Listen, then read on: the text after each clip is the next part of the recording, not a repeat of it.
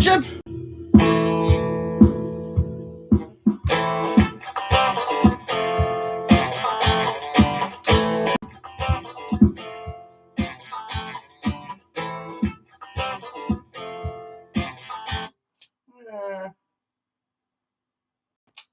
I get it from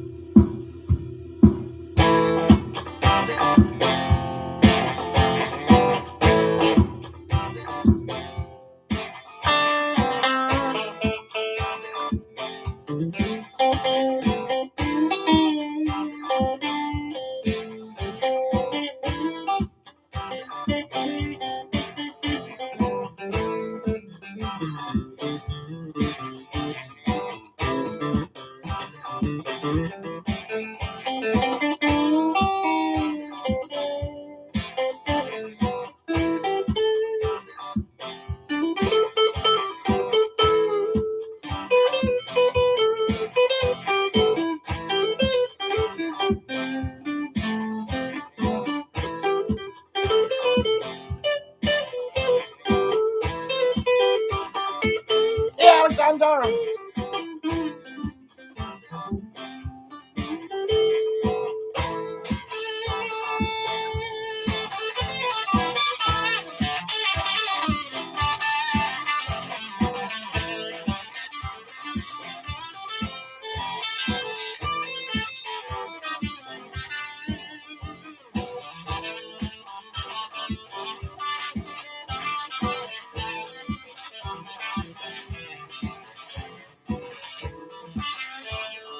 It's out.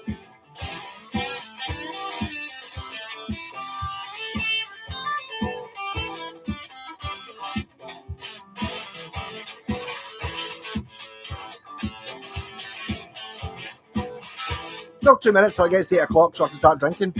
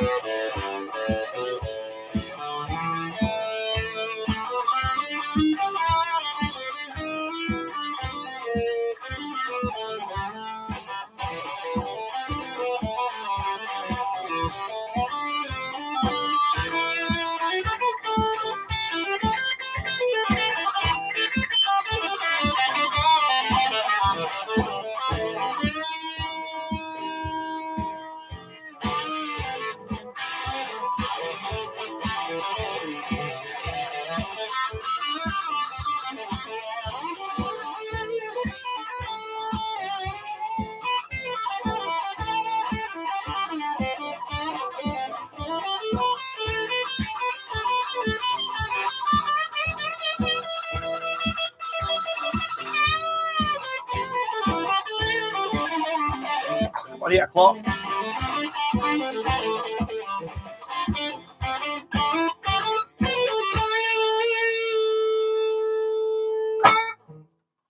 Yay! Bucky time. It is 8 o'clock somewhere, I'm sure. Where are we? GMT, or this is British summertime, which is an hour ahead. So it might not be 8 o'clock somewhere. Because if you go left, where it would be earlier, 2 hours into the middle of the Atlantic, I don't think there are any time zones. Or they're not like just kind of nothing until you get to sort of New Yorky type stuff, and it's like 5 hours or 6 hours away. I don't know. Anyway, yes, how's it going? Bucky break number 28. Live stream number 115, something like that. Wow, been doing it a long time. Oh, and sometimes it's a nice one. It is. Hey Frank, how's it going? New guitars this week. Alexander, you should. That's pretty funny. You said about that Westfield, the guy who bought it. No Gallagher fan. So it was like, I was out when he messaged. I was like, yeah, I bought it. Yours get tomorrow. And I was like looking through his app here, you know, the wee profile pictures, and there was a picture of no Gallagher. I can't remember where he's giving the finger or giving the thumbs up, and it was like, okay, we'll just not talk about that. So he was over and he was like, yeah, it's like talking about his Epiphone Casino, and it's like, right, no Gallagher guitar. Ah. But it's all right. He might have still been a nice guy. But I'm going to make another one. Similar sort of thing. I've got an all black Stag acoustic that I'm going to put pickups in, clean up. One that was too good to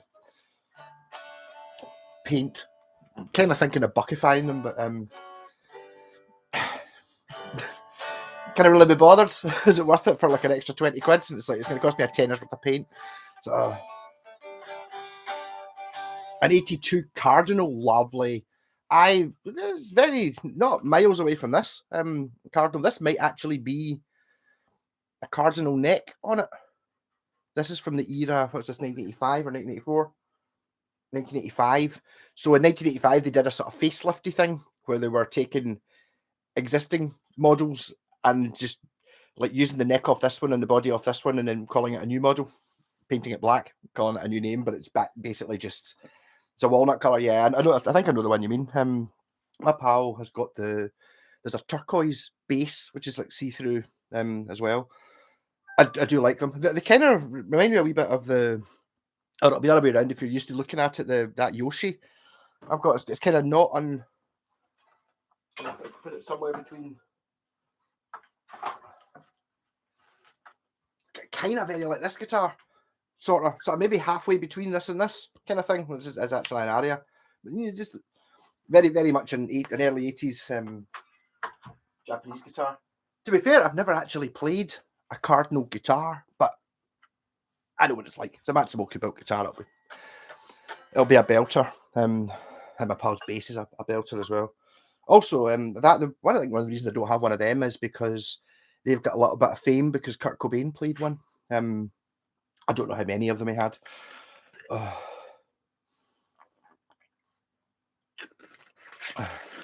CS 250, so it might be the low model. Lowish, yes. Generally, yeah, I don't, it was like, still the same level as this. You know, maybe just doesn't have the fancy, it won't be through neck and might not have coil splits kind of thing, you know, less binding, but still good quality.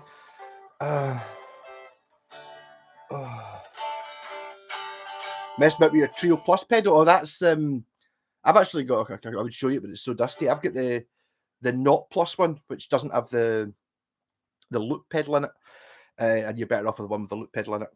I think they're nearly twice the price, but I was kind of running it into a loop pedal, and it would have been easier if it just synced up automatically, which I'd imagine your one does. Yeah, it's nuts. I found, see if you were playing, try playing, what was that I played that was just ridiculous? Caught in a trap, can't walk out, because these birds are sing. That, I played that, and it literally just played the bass and the rhythm guitar and the drums exactly the same as the song. It's like some things, it's just, I tend to like having things that are a wee bit funny, so I'm not really going to cut in. But amazing stuff. Hey Ian, how's it going? I could put pickups in a acoustic, Alexander. It's not difficult. You don't lose much. I mean, technically, you don't want to have things like I've been putting the volume controls and the tone control on the top, which you want the soundboard to vibrate, but that's kind of one of those more of those in theory things. Ultimately, I think on a couple £100 guitar, it doesn't really make any difference. Same as tone woods doesn't really make any difference, you know. It maybe does if you're making an acoustic and it's, you know, by hand and stuff like that. You might find it's difficult to work with or whatever. But especially the electric guitar, nothing. Hey Ruben, how's tricks?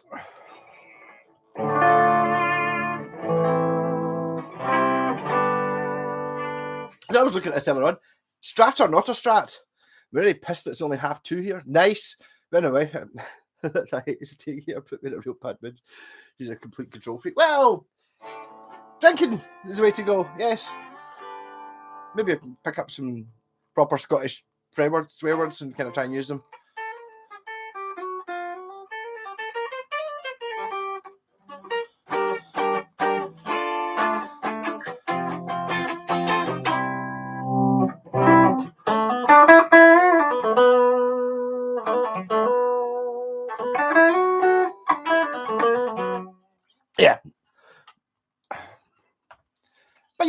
cardinal series. That's more fun, more used to you. Yeah, I know you were talking about the serial number. I've got a Thor sound, which I think they might have been at the same time, or the one replaced the other. Maybe the Thor sound's a bit earlier. Kind of bizarre. But mine's a super solo end. It's like I think the cheapest Thor sound you normally see is a 300 TS300, which is kind of this, and then I'm just assuming the one I've got, because it's really basic, it's like a 150 or a 200 or something. I don't really know. It's a TS, not a CS.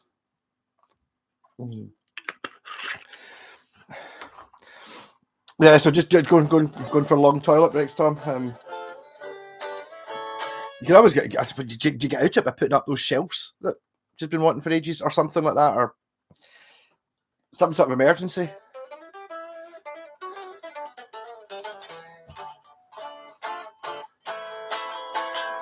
Or just pretend you've got work to do or something.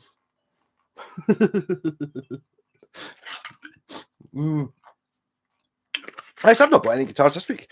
I've actually accumulated one. I was doing my artist friends helping pal Scott clad a bit of her shed, and she picked up a couple of guitars at a car boot. So I was like, I'll paint one for you, and I kind of suggested take that away, Malcolm. You just have that and turn it into a bucky caster. I was like, all right. So, do you want me to paint? It's like, aye, and didn't turn it to be a bucky caster, but wow, it looks absolutely amazing. So I've got that coming. I decided not to take it away, so instead just to hang it up in our garage, because if I did take it away, it would hang up, and then it would be like that with the scratch plate. Oh, which colour scratch plate? And then it would end up with fingerprints in it. So this way I've not actually got to. It's got a whole week before I start messing about with it. But it looks like something else, pure ridiculous. Totally thinking of. She did tell me to sell it, which I kind of think she wants me to do, but it's going to look awfully good. So, Temptation, I think it wasn't a Squire, but it was something that era, the guitar. I took all the stuff off it. But I've got like a Japanese neck through there, and it's like put expensive stuff in it, because I think it might be worth it. A solid wood body, so what difference does it make, really? Card was very much like a Yamaha SG. Aye, sort of. Depends which one. Well, then, depends which SG. The one I had, the SG 200, was very much like it, apart from it's getting even cutaway. I think a Cardinal's more even than this, but not quite. I'm sure it kind of. In fact, is it not? Is that not the body shape there? Is that the body shape? Kinda, sort of. Yeah. Because I think that might be a Cardinal. Was that a Cardinal neck on a? That's the same as this. It's like a sort of using up old bits, I think, and then we'll just call it a special edition thing. We've got bodies left over from Model X, and we've got lots of necks from Model Y. We'll just stick the two of them together and call it a laser. Yeah, because lasers are cool. Hey, Kenneth, how's it going? Just hitting the bucket just now, getting in the mood and all that. Well, this guitar has the coveted V2 bridge pickup. Yeah, it's got a V7 in the neck, which is one you get in like modern Ibanez Prestige. In fact, it's what's in my Paul Gilbert. But the V2 are super rare. I don't really know. I can't remember why. It sounds good, but one of those ones that's kind of probably worth as much money as I paid for the guitar, sort of thing.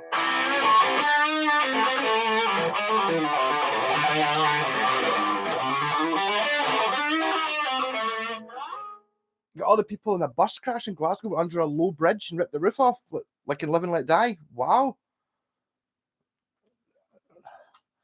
That sounds, I suppose, just on the wrong route. Jesus, that must be an absolute terror thing. That totally. It must be horrendous. I can't even imagine. But I'd be like, I'd be paranoid about going on the roof of the bus. I've got to take the bus into town tomorrow, so I won't not be going on the roof. I think, in fact, last time I went in the bus, like in the buses we get here, it's like, I'll go upstairs. Went upstairs, hit my head off the roof. The roof's only, it's not, it's that height. So you can stand up if you kind of do that, if you stand with your legs far apart, but it's not enough to actually stand as worked up and batter head straight off the roof. I would have thought that a public thing would have to be at least 6.5 feet, sort of thing, not clearly 5, not even 6 feet. or maybe 6 feet. And that would explain why I hit my head when I walked. Pretty ridiculous. Whereabouts in town was that? That's awful. I mean, I can't. I hope nobody get killed. Hey Jeff, how's it going? No sight. What was Mr. White like last week with his tarp? I wonder maybe that's. I've not seen him yet. Maybe he's stuck to the tarp. He can't. He's just trying. He's trying to get to the internet. It's like he can really reach his phone. It's like just wait till it dries up a little bit, then it goes crunchy, and you can kind of crack it off. Actually, that's one of the things that me not watching telly anymore. Don't have a TV license, so can't watch TV. Tradeston, oh god. But I mean, no, it doesn't even bear thinking about. It's just like the paranoia. I'm not joking. I'm not going on the top of the bus tomorrow for fear of that happening. Not that there's any bridges between here and town, but they're probably. I'd imagine whatever that bus route was, there wasn't that wasn't on the route. It must have been off the route, or I don't know. You wonder what the story is. I mean, is it meant to be are there certain routes that have to be a single decker because it goes in below low bridges? I don't know. Hey Scott, how's it going? Talking about a bus crash. I'm trying to change the subject because that's horrendous. Trying not to. Well, I've already mentioned the live and let die bit, but that was an empty bus. I can't imagine what it must have been like being on it. It'd be horrendous. Oh God. The crash was right. I was going to that. That's exactly as soon as you said that. That's exactly where I thought it was going to be. Yeah, right at where Mr. Music Victor Morris used to be. That's the only bit I can really think of where. So I suppose, I mean, it said rip the roof off. It can't have like completely taken it off because it's in traffic lights and stuff, so it can't have been going that fast. You know, it can't have been a 30-mile-an-hour crash. It must have been a 5-mile-an-hour crash. But even then, oh God. I suppose that's the guy's obviously been given the wrong bus. Really, that's it, or he's made a wrong turning. I don't know. I mean, it must be possible. Humans are dry. I can't be here for 5 days. I have no more fake face to put on. Sorry for them. That sounds. I do feel sorry for you, Tom. Just, I suppose, just try and blocker it. It's like, I don't know, you kind of can't just be really offensive. I don't know. No, I'm going in my head. I'm starting to bucky. Go in my head, maybe like make a pass at her or something like that, and then she'll avoid you like mad. But then that might cause other problems elsewhere. So maybe that's not an idea. Just grit your teeth and bear it. It'll be over at some point. 5 days. It can't be staying much longer than that. Oh, just no, doesn't sound fun. Yes, guitar talk. Aye.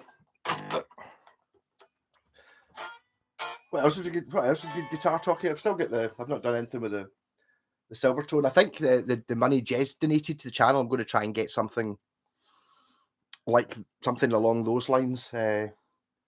Just because I like them. I quite fancy having one for a couple of weeks. I don't know. Maybe 2 single coils. What really am I going to do to? I would really be able to buckify it. I could. It would be more expensive. Instead of starting off with a £50 guitar, selling them for 150, I could start off with a £150 guitar and sell it for 250, I suppose. If she's a control freak, get out your guitar and play out a tune. Or you could be even better with do the never-ending tuning E thing. I'm sure somebody must have done that on YouTube, and if not, I'm going to do it. Like a torture device. Just sit there and try and tune the high E string and just never ever get it, or even when you get it right, keep going. So it's just basically a 10-minute loop of not quite, never ever quite getting it. And when you do get it, start turning it again. Yeah. I don't know, maybe just start farting a lot or something, or just don't stop. Obviously, you've stopped washing, so it's 5 days. You must be getting smelly by now. It's like maybe that's. Let her control you. Whole deck from the bottom of the windows up. Oh, fuck off. Oh, that sounds awful. Jesus. Hey, Kit Kats, how's it going? On the telly, that's a telly there. I'm not actually playing the telly. I have two tellies. I know you're such a fan of the tellies. Dum ba dum bum bum bum.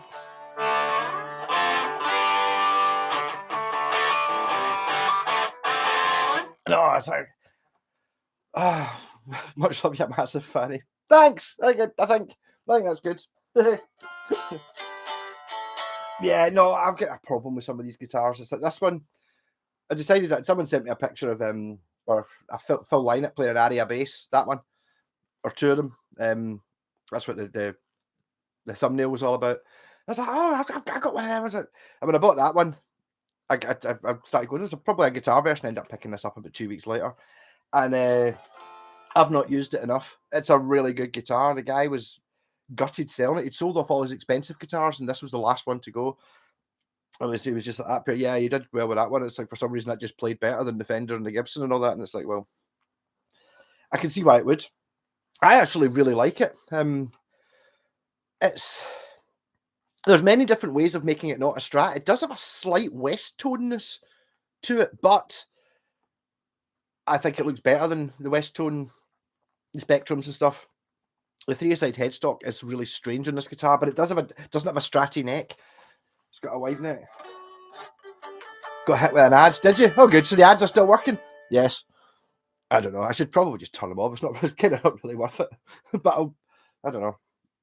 Yeah, I did. Did you get ads? Well, at least that means I've not been demonetized yet. I didn't get demonetized last week, whereas I did get demonetized the 2 weeks before. And the 2 weeks before that, so 2 weeks in a row, I get demonetized in this. I basically queried it just to get the pure. I kind of felt a bit sorry for the person that has to watch it, because obviously it's triggered something. I've said something, but I've not said anything unadvertisable on. I don't think, not really. Looks a bit like the Grant guitars. It does. I was just looking at it there, like the Yoshi, not a Grant, but the same. It's kind of there. Frank there just bought an Aria Cardinal, which is kind of somewhere between these two, I would have said. I do like this shape much better. There's one, I think Mr. White is not here on just now. He's got an RS series, which was the sort of Aria Pro Strat type guitar they did, like the Aria Pro Roadstar, if you like. It's got like quite a long horn. The look at it just doesn't look that nice. This one, for some reason, does. I don't know what the difference is. Here we are. That's my born to be king. I can sing it. Here we are.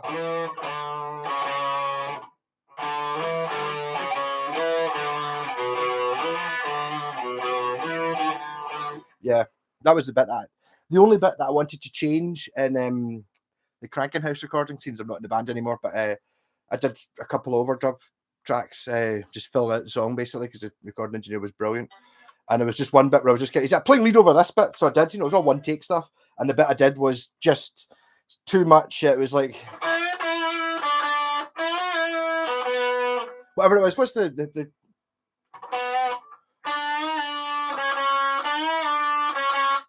I did that, which is Guns N' Roses. And so I was like, can I just change one of them? So instead of going, all I had to decide, you just drop me in. So I just that bit, see, I do that bit twice in the middle of a solo, just. So instead it goes, or something like that, just so it wasn't quite as obvious. I can't even hear it now. I've never listened to it and going, oh, there's that Guns N' Roses bit. But I was so lucky. Is everyone happy with everything? It was happy. Yeah, we're all happy. And it was like, oh, can I just get one wee bit? Could you take that bit? And I'll just put another 2 notes in. So it literally was a da-da-da as an overdub sorted. That was the only going back and editing it we actually did. Oh. Start the trade journey with something out of Tron porn. That's really old and odd. I mean, Tron porn, yes. Yeah, it's a different shop. Yeah, they had a West Tone Thunder at one point. The problem is, I don't know. I need to. Something will jump out. It's like whether the obvious way to start is just to start off with like to get it up there, what I should really be doing is buying a good, a relatively higher end Strat rather than like, your what would normally be £100 Squire, but needing work at 50 quid. So maybe get someone who would normally be £150, £200 Strat, needing work at 100 quid, buckify it, and then trade that for something, because that might get me up to 300 or something. I'm not really sure. Oh, the tarp talk. Yes, the tarp talk. Yes. I think, as I was just saying, I think Mr. White said he's stuck. Hope he's not suffocated. Hope his tarp's breathable. There could be problems if it's not. You want a Gore-Tex tarp, so you're a proper pro.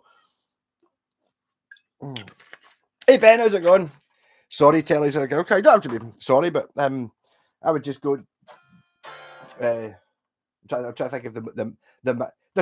Is there a manlier man than born in the USA era Bruce Springsteen with his white t-shirt and jeans, worky boots? Because he not get like a rag sticking out his back pocket with his Telecaster. So I mean, that's pretty manly. I think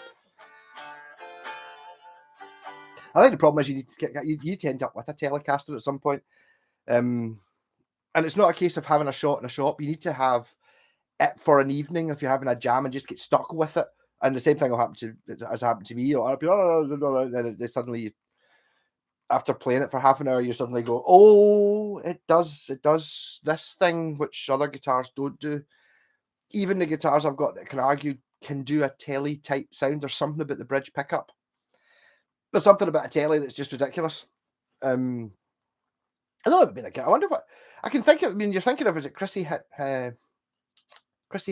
She plays one.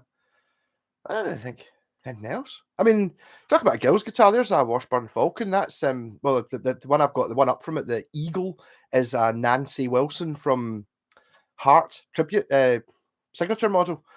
So it's basically that exact guitar, apart from instead of rosewood, it's maple, and the whole thing's painted like pearl white, and it's got tons of binding on it, but it's fundamentally the same guitar, and it's a damn manly guitar. It's really heavy, proper Les Paul weight, and she managed to do it. So I don't know. Telecasters aren't. The thing is, when you get into a telly, they're so much like a. It's like a hammer. It's like a pickup truck or something, or it's just like it's basicness beyond belief. I've got a thing kind of against. Like a telly's meant to be simple. Makes it what it is. Obviously you get, I mean, even that the Harley Benton one I had in, which I didn't like the guitar because it was badly built, but the actual concept of the guitar I didn't like to start with. It was like, oh, it's like a telly, okay, so it's Telecaster shaped, right, okay, and then it had like like a flame maple top and hundreds of binding and a tremolo and funny pickups and locking tuners and like a baked maple neck. No, none of those things are Telecaster. Telecaster should be 2 bits of wood nailed together, a couple of bits of plastic, and then that's what it is and why it's good.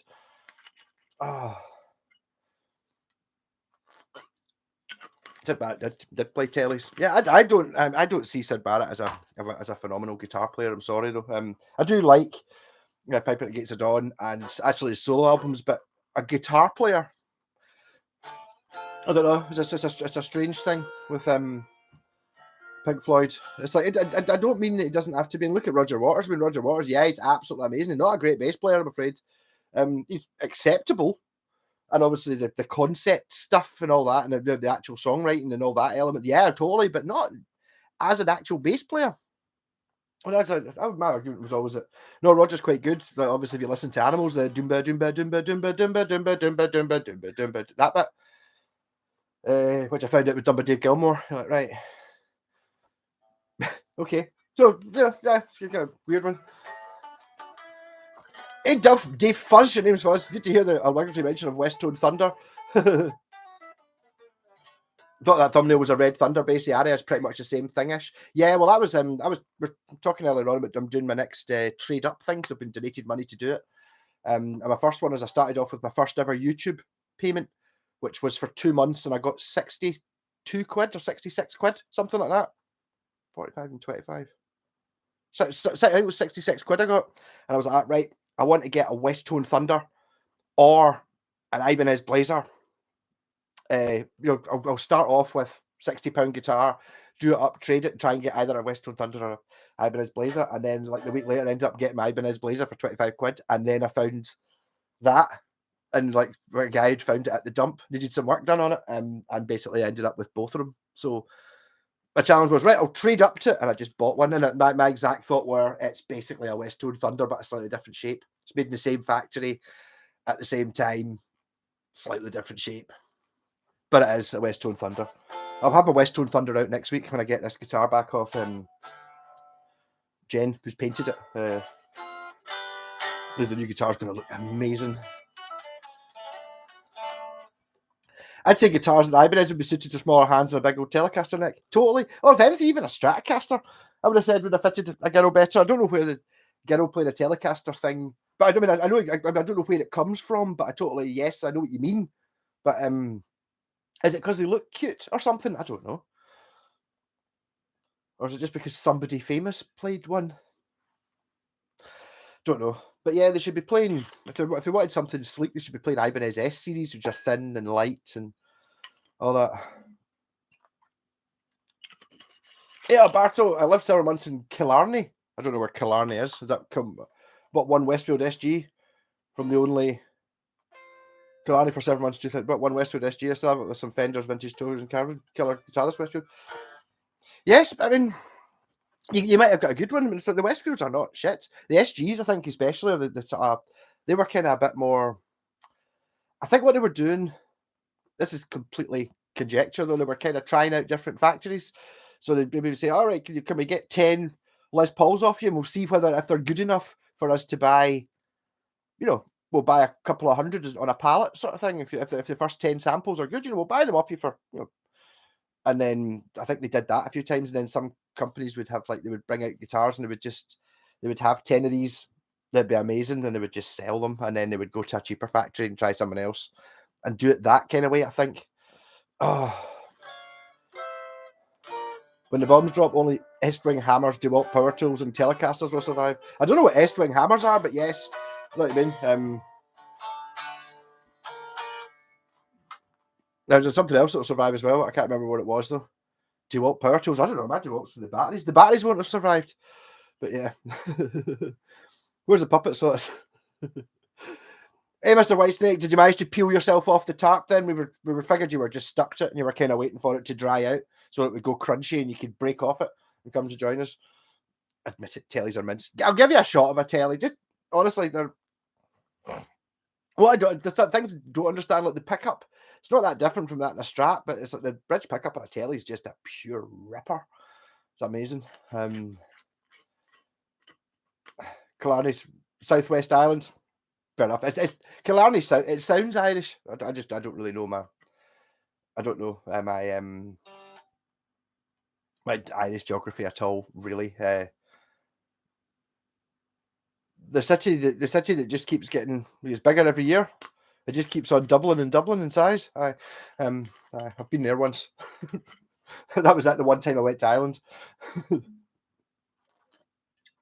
Northern Ireland. Yes, I used to have a pal. She was a school teacher, and she was from Northern Ireland. I used to love hanging about with her because after she had a Northern Ireland accent, and it's like after I've been talking to someone for 10 minutes, I can sort of do it a little bit, and it's great fun because it sounds fantastic. I can't do it just now because I haven't talked to anyone from there for ages, but give me 10 minutes in a room with someone who's from Northern Ireland, and I hope they're not offended by me trying to do it, but it's like the same thing as if I go to Newcastle, I can sort of do a kind of Geordie and I get really into it just because I've heard it, so it's great. Love it. Oh, Children of the Grave on a Telecaster. Really? You think a Telecaster can do Children of the Grave? Yeah, I can probably manage that. Oh. Imitating drum fills from recording on a keyboard is tough. Many hours. I know what you mean. Can you do it? Do you have a loop pedal, Pontiac? And if you don't, you should have a loop pedal because you can probably just do it with a loop pedal. Like, I know it can be done computerly and properly, but if you've just got a loop pedal, you can play like the verse and just loop it and then feed that in. Maybe.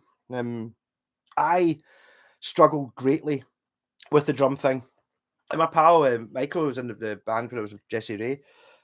He was the keyboard player and did a lot of not backing tracks, they were live, triggered off his synth, but the drums and stuff were part of a synthesizer because it was just me on bass, Peg on guitar, him playing synthesizer and drum beats. But he could like basically just take, you know, the two keys on a keyboard, just go boom, boom, and then write and put in drum fills. He's a drummer, but I mean, he could just do it, and it was like, I had no idea how to do that. I could kind of do it when it came down to having like a wee Yamaha D55. I think it was like a spaceship about that size, at two pedals, like fat, you know, a snare, and a didn't have cymbals and stuff like that, but it was like rubber pads, and I could sort of play something on that would keep it going, but I couldn't do it with the fingers. I don't know the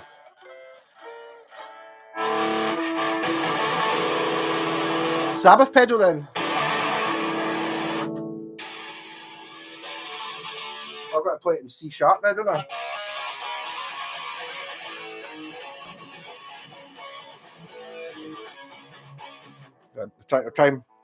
I keep telling Craig it's all downstrokes. I don't get the.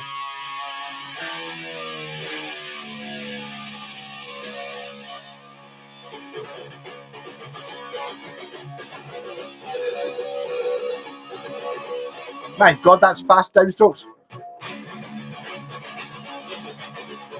Oh my God, that's so hard to do. I feel so sorry for Craig having to try and do that.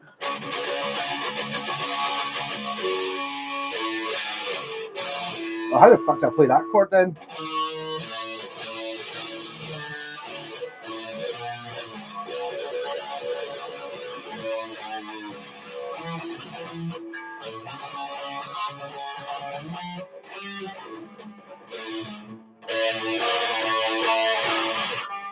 What am I trying to do? But why am I?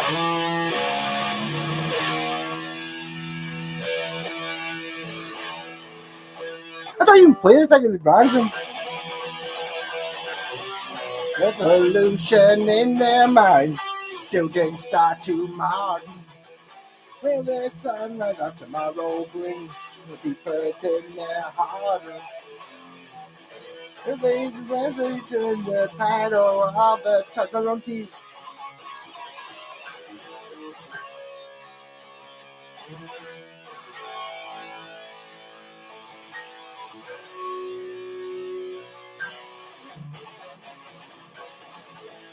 Revolution in their mind. They start to march. I need either more Bucky or less Bucky. I've had exactly the wrong amount of Bucky to play Children of the Grave. What I should be doing is see if I had well, not my fault. But the reason I'm not actually playing the Phil Lynott bass is I was playing along, and that's basically a West Tone Thunder, right? So I mean, it's like, kind of argue it's about as good a bass as you can get. You know, you can get, 5% or 10% better by having the best P bass in the world, but only that. But I like this one an awful lot much more for some reason. So if I do this, I can play. Yeah, see, now it's feeling.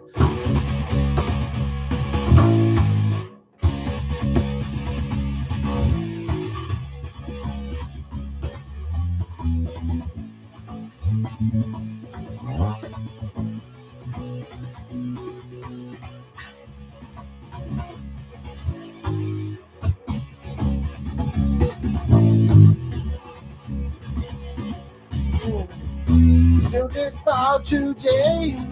When the sunrise of tomorrow bring peace anyway. When they step inside the shadow of the atomic field, will they find the fight to prove? Will they disappear? Yeah.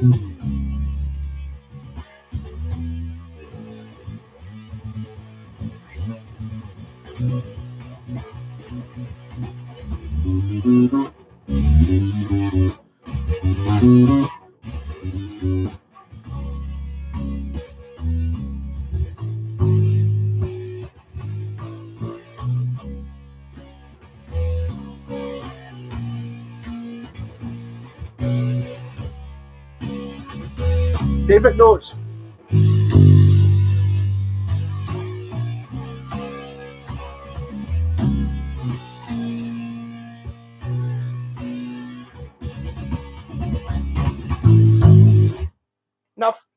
enough. Hey, Andrew, how's it going? how's Gladiator College? Got another acoustic this week, starting to outnumber our electrics. So you just sort that. You can't have acoustics outnumbering electrics. That means that it doesn't mean you've got too many acoustics. It means you've got not enough electrics. There it goes.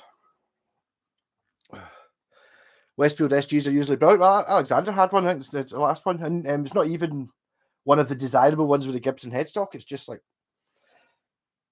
the reason some SGs are shit is because they're made not to be shit. I don't know. It's better than the £350 whatever the Epiphone one that looks pure amazing in pearl and blue with the two P90s. It's a better guitar than that. Kind of the same as the vintage model, which are basically that. The vintage and the Westfield are basically the same as the good quality Samick SG400s, which I've got one of. Hey, Big Ped. Hey, Daniel. How's it going? AC/DC, Big Gun, just Big Gun. I'll go back. I'll play Big Gun. Give me a couple of minutes to catch up with this, and then I'll play Big Gun on the electric guitar, though, not the bass. But yeah, you could probably. The wee dead bass can do anything.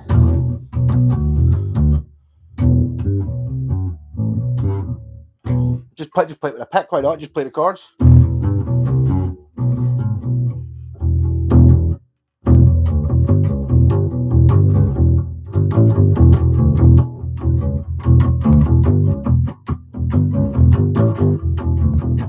But the bass is obviously.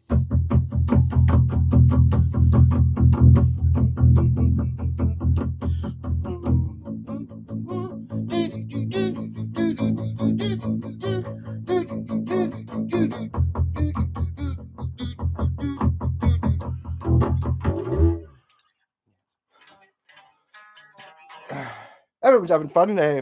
Mr. White managed to get out from below the tarp. Those guys were ahead of their time. The likes of War Pigs, well, yeah, they really listened to it. No, the lyrics to basically all of it. Geezer Butler was an absolute legend, or is. Still one of my favourite bass players ever.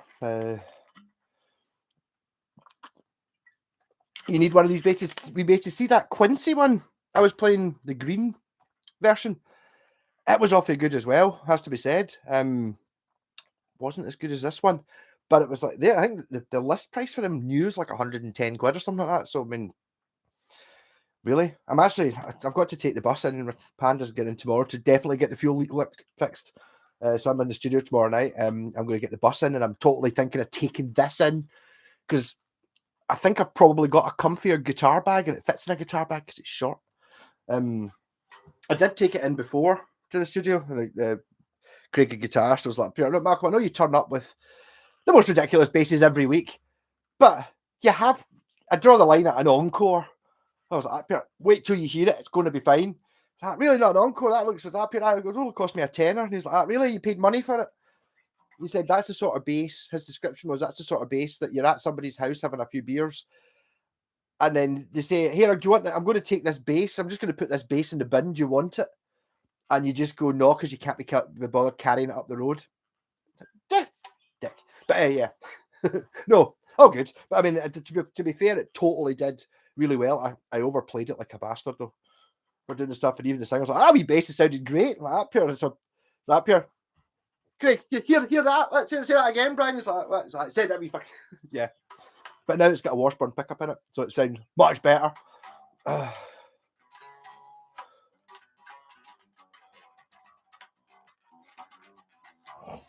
Often wondered, did Ozzy write the lyrics to his songs? No. He gets credit for them because he wrote he did a lot. He made up words on the spot and wrote the vocal lines, so he didn't not do anything. You know, it's like he wrote that and maybe some words, but once there was a vocal line, Geezer had to write the words. And when it came to solo stuff, I think he wrote one or two, or the occasional line, but it was Bob Daisley did all the music. It was amazing. All the improvised weapons. But a Firefly SG just because it's offset, and I like a burgundy mist. No, very nice, John. Is that how is the Firefly SG? I don't even think I know. Is Firefly that company that were making 335s? I don't know if we get them over here. I've not seen one. There's not that much. It's just when they cheap out on the actual building process. It's not difficult to make something decent. You just have to pay the £2 for the body, not try and get it for £1.40 when you get to a point where it's like it doesn't work anymore. Harley Benton. No, it's not. If I'm not mistaken, Ozzy contributed, but Geezer wrote the majority, if my memory serves correct. Pretty much, I think so. Yes. I think they all kind of did it. I don't think he really got any credit for it. I mean, I don't know the arrangementy thing. I know Tony Iommi did the riffs, but I mean, did Geezer assemble them into an order? Or did he write some of the music? I don't really know. Still the Jim Deacon pink bass? No, that sold long ago. I do actually have a bass at front row guitar. I keep meaning to phone because I've not heard from him for a while.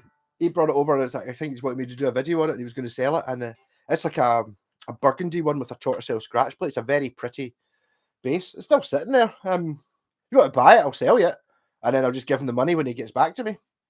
He did say he was wanting to sell it. The pink one's gone. The pink one was an awesome bass. Hey, Dunk Mac, things are good. Rocking.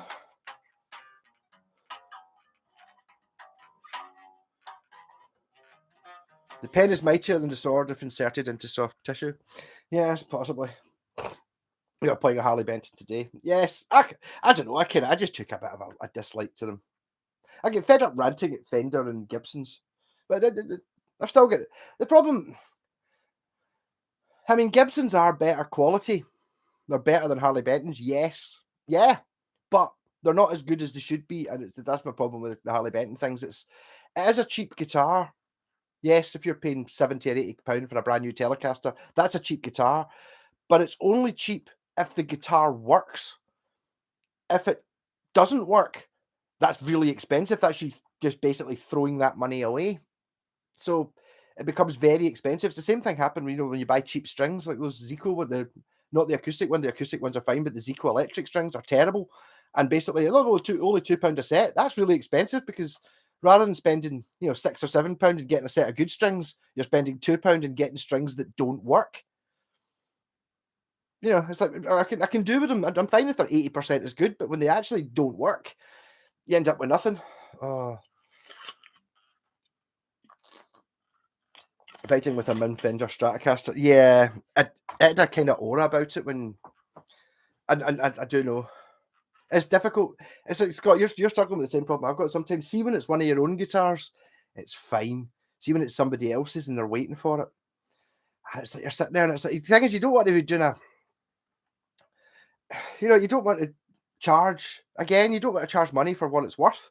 I mean? That's the problem I would have with a Harley Benton. It's like I've got one in just now, and it's just got the guy's got the action set really low, so it buzzes all over the place. And it's like, if it was an Ibanez RG, any Ibanez RG, it's capable of having that action. But a Harley Benton, it's like, to get it down to that action, you're talking about having to, do so much work that it's not worth it. So just have a slightly higher action. Just accept the fact that you've got a Harley Benton, not a good guitar. I mean, it should be good enough for learning on, but not a good one.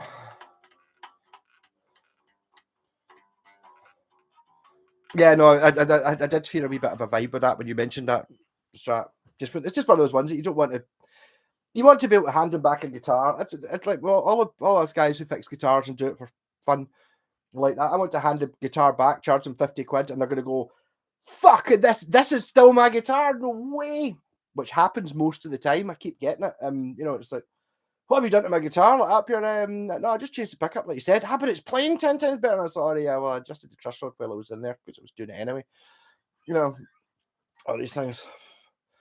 Been trying to sell a few Harley Bentons. It's like you just look up. I mean, I suppose I don't know what to say. It's just a kind of false economy, but then they have nailed it to the point of they're making guitars that look very much like the really expensive Fender ones. Like especially for models like your Jazzmaster and your Jaguar and stuff like that, where apart from the headstock being a little bit different, it's like that's the only place you can get. Oh, I really want a Jaguar. And Harley Benton do one for £120. How bad can it be? And it's like, well, if you're going to hang it on the wall, then go for it. It's not just to get some good. I mean, I'm not Joe Snob. Honestly, this is the most played guitar ever. This is an Encore mini P bass, and I absolutely love it. I did change the pickup, but for reasons only because see when I'm playing it through like the wee battery amp, I figure the higher you can get the pickups, the better, because the louder it'll be. So therefore, the louder the amp will be. But see when you get pole pieces and the strings hit the pole pieces, they go bang. Whereas if it's got like a smooth cover like these, like an EMG or something, it doesn't go bang. It just goes dead because it's not actually contacting metal. So that's why I put these in. Also, I had these, not realizing that these are fantastic pickups, because I had these in they were in a Washburn bass I bought that was completely goosed, but I knocked the tuners, and in fact, have I still got those Go-To tuners? I might have the tuners from that bass, in which case they're going on this, and then, but it doesn't need them because the tuners stay in tune. The pickup worked. I'm going to change the pots on my SG copy. Why do all the wires have a ground and an audio wire connected? Seem overcomplicated. Going to try conductive glue instead of solder. Pontiac, the conductive glue doesn't work. Yeah, better just soldering it. But it does seem complicated to do that. It's also there's also an awful lot more extra wires. Like see even like a Telecaster. It's got a metal plate in it. So you don't need earth wires in that at all. That was kind of one of the reasons I did the Shockingbird. It's like because there's metal plates, you don't need earth wires, but they're covered in them. A Mexican, for example, Fender Telecaster has an earth wire joining all the switch to the pots. So switch, pot, and then output jack, and then obviously it's coming from the pickup.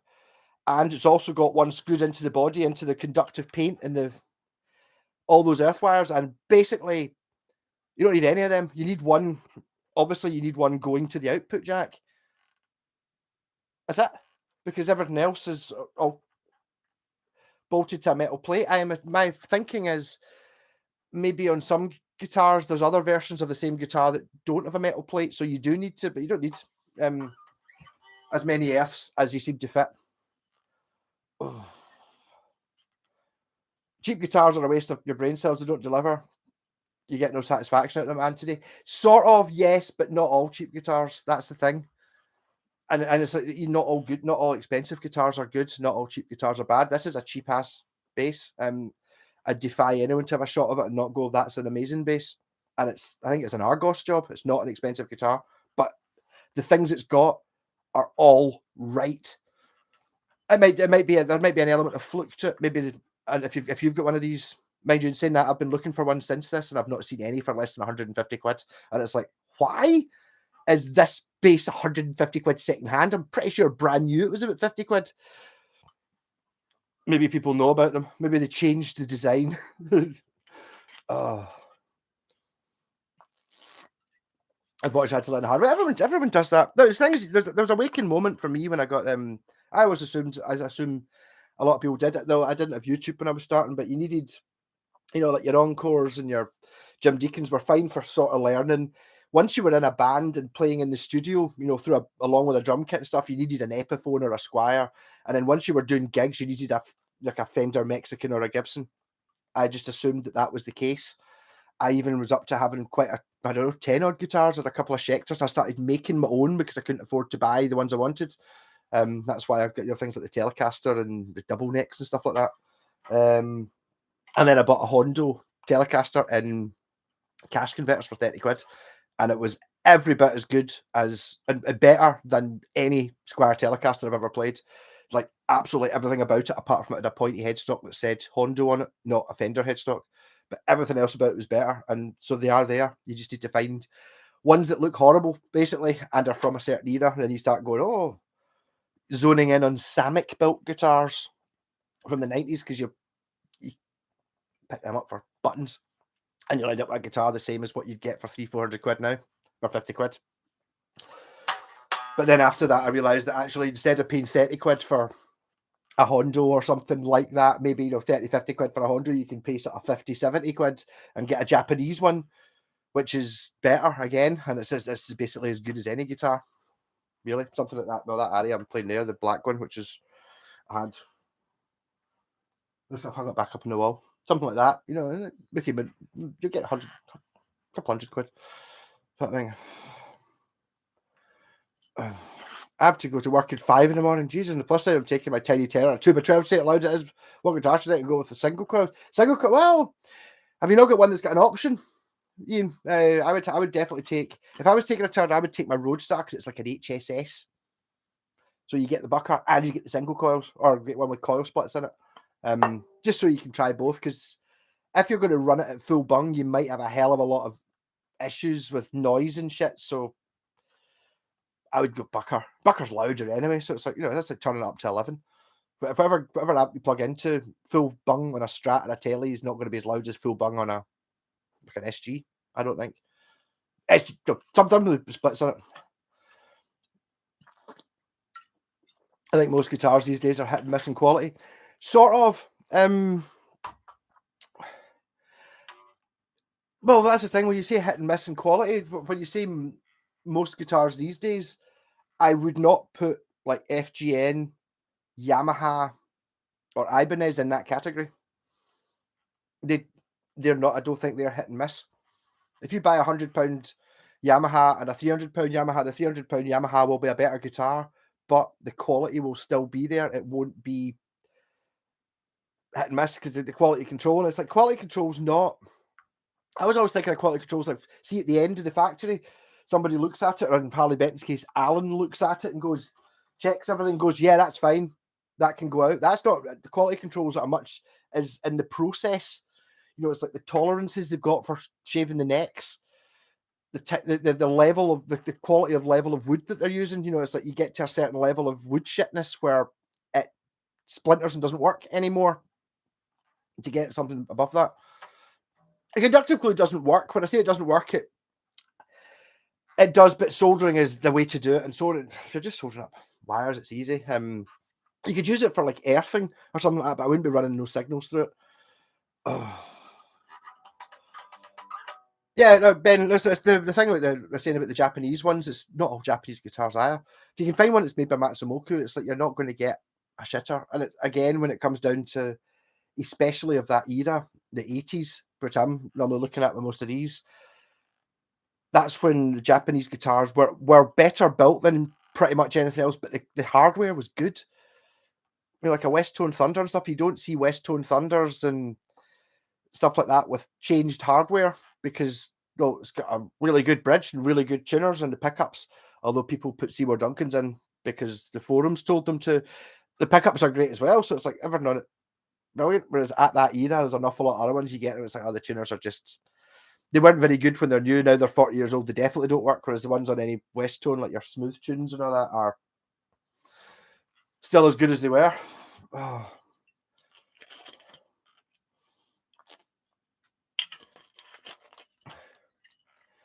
All the Gibson wiring diagrams of these dual wires grounding audio. Yeah, you might as well. It'll be a price thing, I'll be honest. It probably costs just much money. I don't know. When you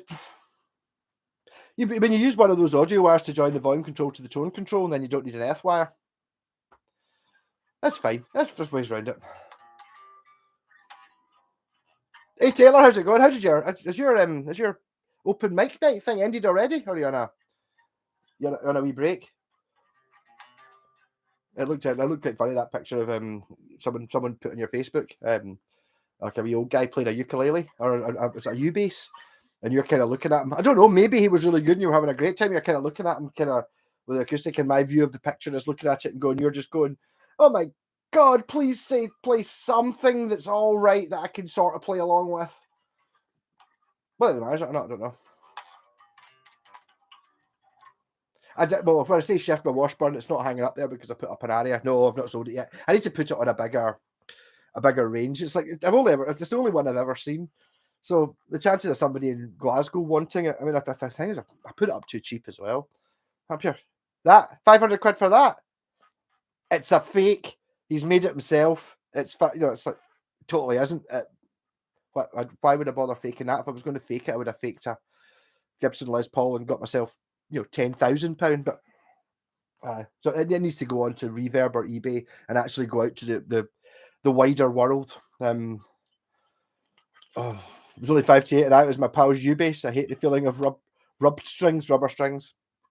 Tell you, Taylor, see the difference between a U-bass and this? Like a U-bass is, I don't know, that size? Something like that. Maybe. It's not any smaller than that. Yeah, this kind of size. And you've got your rubber and it's shit. This is a proper bass. It's only like, it's only this much longer, and it's just, there's nothing. It does look wee, but it's a 30-inch scale, which is fine.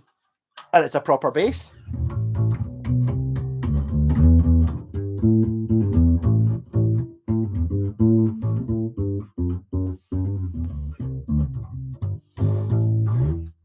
Yeah. One of these is what you want. Everybody should have these. I don't know why it's not a more popular thing.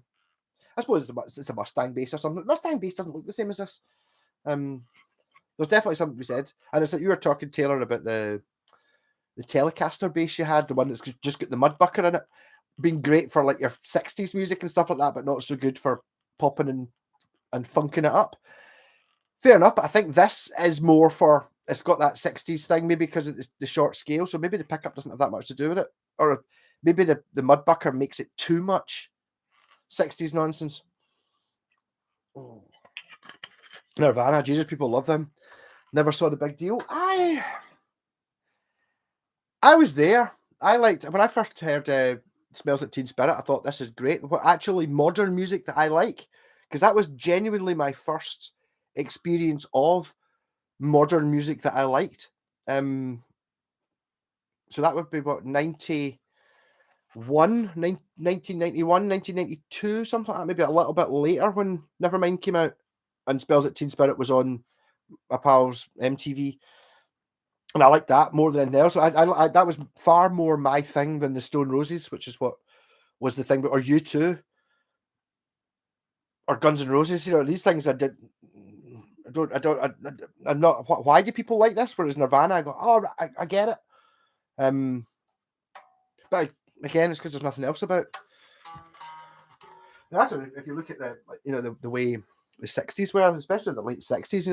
Look at a band like The Move, absolutely phenomenally good, and they were quite big in the 60s, but no one knows who they are just now, because at the time, the Beatles and the Stones and the Who and all that, they were all kicking about. So, but The Move are not superior to a lot of those things, but never get the publicity. There's so much music in that, music that's good, and then when you get to why were Guns N' Roses so popular? It's because in 1987 or whatever it was, there wasn't really any proper rock music left. When I say proper rock music, obviously AC/DC were still going, but they'd kind of gone 80s. And so had like Judas Priest, they were still going. They kind of got this the synthesizers and all that stuff, whereas Guns N' Roses weren't. They were kind of more, they weren't really heavy metal. They were more like Aerosmith or the Stones from the 70s. So they were kind of throwback band. I didn't really get it myself. I don't know if I remember the Wheeljar Yankovic one, but I mean, his version of it's not. Is it Hip to Be Square? What's the Huey Lewis song where they've actually the bit that's in American Psycho with Christian Bale, where he's talking about I think it is Hip to Be Square. He's talking about he's doing this at a dance. He's wearing a raincoat and he chops up one of his business associates with an axe. Well, it's got Wheeljar Yankovic is that he's the business associate, and Huey Lewis is actually doing the video. If you've never seen that, check that out. He's sitting up here. Christian Bale was like a great actor. It's like pure. He did such films as Batman, and all that. And he's like pure going. Then he chops him up with an axe. So yeah, it's good. But I imagine the one I think he's Fat. Michael Jackson Bad, and it's like Michael Jackson. It's like these were officially licensed.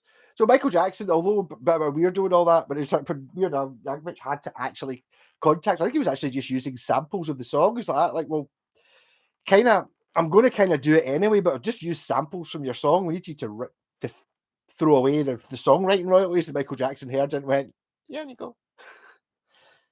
Got the joke. It's like, I'm fat, you know it. Should I eat some yogurt? Should I eat fruit? That's really all I remember about it. Thanks for the advice on this Gibson style wiring. What was that? Oh, using the thing with the. It's just it's dead simple. My advice about doing the guitar wiring is try and just think about it really super fucking logically. Think of that original when you were doing science in school and you did electronics, and you had the circuit diagram, which was a switch, a battery, and a light bulb. That's basically what a guitar is. But instead of a light bulb, you've got a pickup. And instead of a battery, you've got the output jack. And you've got a variable resistor in the line. So it's like when you've got your volume pot, the signal goes into when you're looking at the top, the left-hand one comes out, the right-hand one goes to the volume jack, and that just basically, that's it. It's like, think of it starting with that. Even the most complicated systems just have that in it. The old idea about like when you start off with just like the first guitar I wired this way, it was just like, I think it might have even been the Velcrocaster there before it's drilled holes and stuff in it. It was like literally pick up 2 wires, I'll just put them on the output jack, and it sounded phenomenal. It sounded amazing. If you ever do that, just take the 2 wires that come off the pickup, put them on the output jack, doesn't matter which way round they go, bang, circuit completed. They'll let high offend your parents. The weird dog, I don't know. See, that's when it comes out. It's like, I don't really get. My pal was away seeing Steel Panther, and they're too much. They're not funny enough. Whereas Bon Scott, with his incredibly dirty lyrics, are hilarious because it's all innuendo and stuff. But it's like pure. No. It's about ballroom dancing. It's like my balls are always bouncing. My balls are always full. I believe that my big balls should be held every night. Yeah, totally ballroom. What do you think I was talking about? That makes it so much funnier than the Steel Panther with like the pussy licker fucking pedal. Yeah, just Big Muff, pussy licker. Really? Can you not have been a bit more subtle about it? Maybe, I don't know. Jumped on a Harley Benton BM70, Brian May. You've got it Thursday, but courier's making an arse delivery. Has tried to deliver it to the wrong address twice now. I don't know. I mean, I think, to be honest, one of the things about the Brian May guitar, even if it was a super, super accurate version of the Brian May Red Special, apparently the guitar's shite, according to Steve Vai anyway, because he was doing one of these G3 things, starting on the first night. It's happy. Steve, how's it going? It's happy. He brought is that the original Red Special? And Brian's like, of course, have a shot of it. Apparently, he does this to everybody. If anyone goes up here, is that the guitar? I go have a shot. And he was like, up here, you guys up here. Oh, so I can't believe I'm playing the guitar. And then he tried to play. Obviously, he can play every Queen song, and it sounded fucking awful. It was totally just a pure nightmare. And then I went back onto my Ibanez, and I could play all the Queen stuff no bother, but it was like such a difficult thing to play. Read that all the vibes, all his mind. I don't know. There's bits of it I really like that film. Hey Joachim, how's it going? Time difference to Stockholm? Are you? Is it morning? It must be like 1 a.m. or something like that. No, I stopped playing electric music and went back to acoustic because of an irrational fear of electricity. Wiring guitars is a big deal for me. Don't worry about it, Pontiac. As long as your amp's fine, it doesn't. There's no voltages. So as long as you trust your amp, as in it's quite modern, or just use a battery amp for testing it, there's no chance of getting electrocuted. You'll be absolutely fine. There's so little current or voltage. It's not even a voltage. It's tenths of a millivoltage. Basically, I've said it before. Basically, you could take the back off this, and I'll just lick the pots.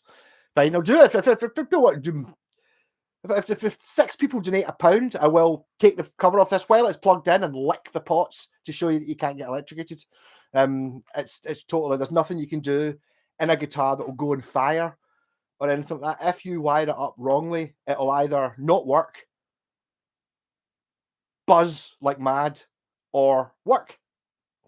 And if it doesn't work or it buzzes like mad, anything you did, you can undo and put it back to. So you can't destroy anything. It's not like, once you're in, proper electronics and stuff, it's like you're all blown the fuse, and if you put the power on the wrong way around, it frazzles component. None of that can happen in a guitar. If you wire up a pot wrong and all it does is buzz, you've just wired it up wrong. You can take the wires off and put them on the right place and it'll work. She's got the it's like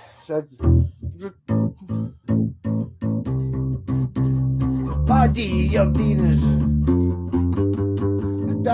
like an angel from within.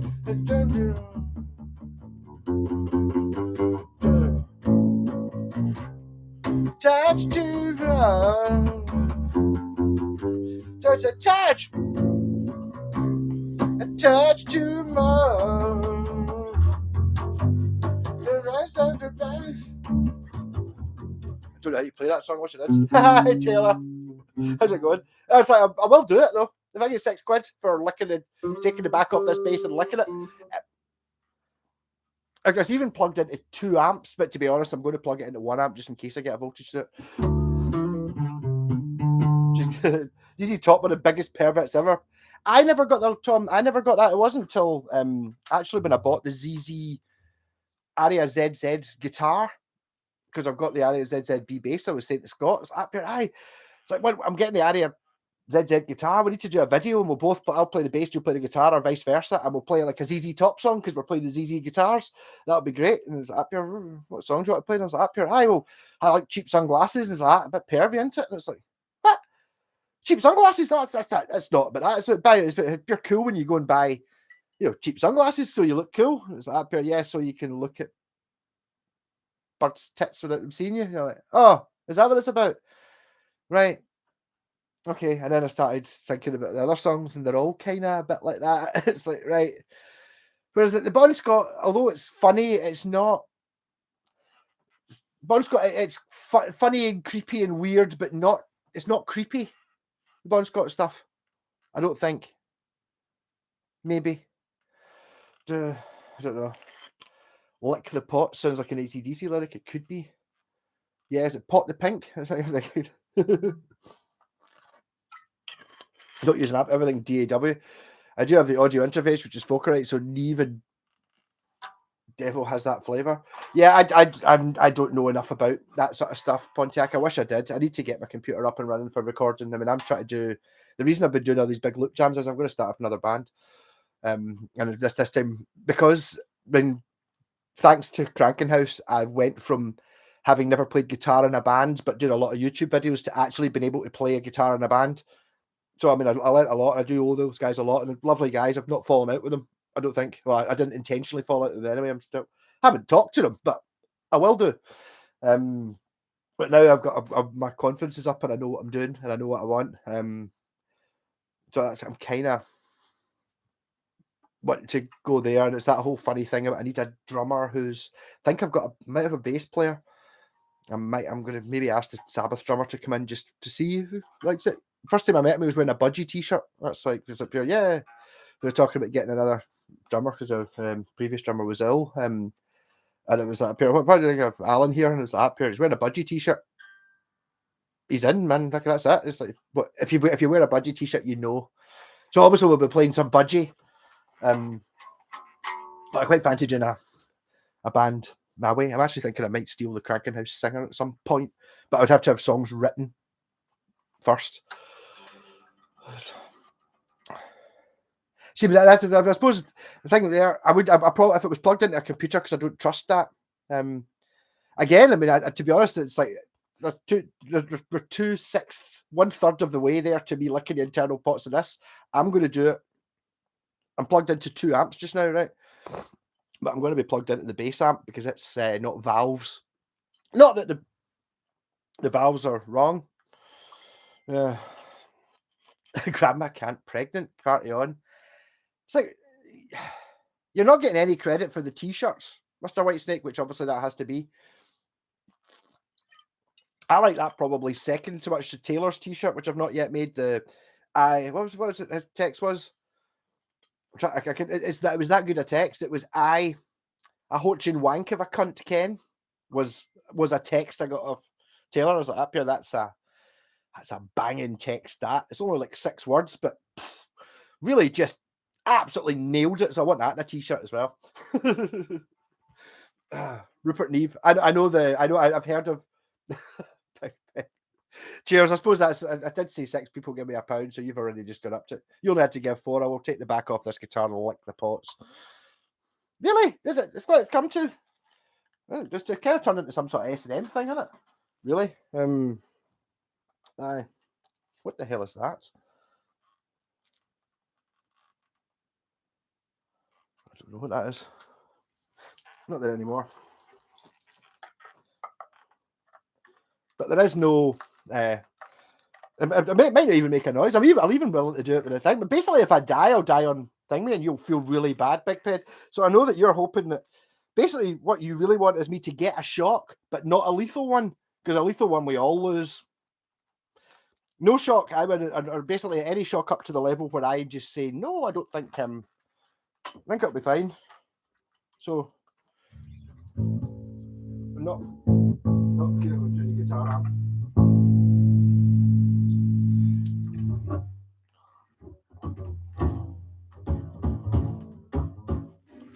You don't know if I'm actually doing it, but I'm totally. Well,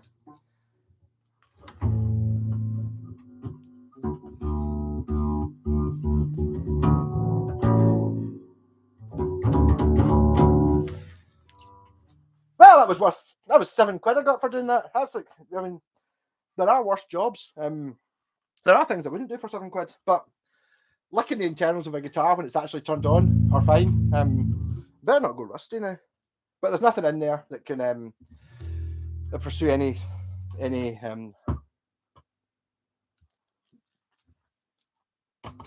That's nothing. And I consider, but I'm one of those folk that does lick the 9-volt batteries to make sure they work. I do want to put the back on this. Oh. And technically, yes, I should probably upgrade the internals to this. The volume and the tone pot, that's all that's in it. Just a volume and a tone and an output. But why? My thinking is that, see, if you've got the volume and the tone up at full bung, they're kind of not doing anything. So what's the point in, having a really smooth volume control if you've just got it at full bung all the time?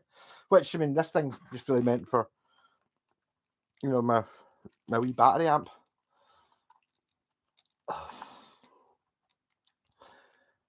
It's interesting. I think he only built 3. What's interesting? He really built 3. I was too busy licking the insides of a guitar. The Neve desk used by ABBA. That'll be the Neve desk that also did Led Zeppelin Into the Outdoor as well.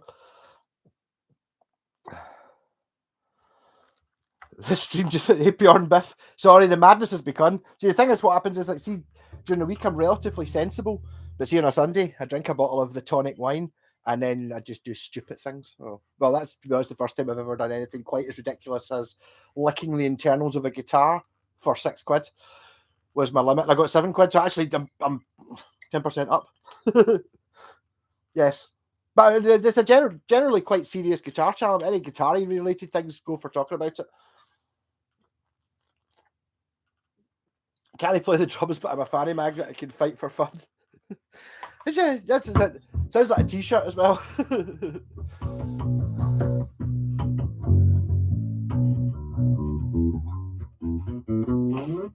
Yeah, no, the guitarist in the Sabbath band's got a massive thing. I mean, he uses Neve desks, or like simulation of Neve's desks. Is there not one in Abbey Road as well? I don't know.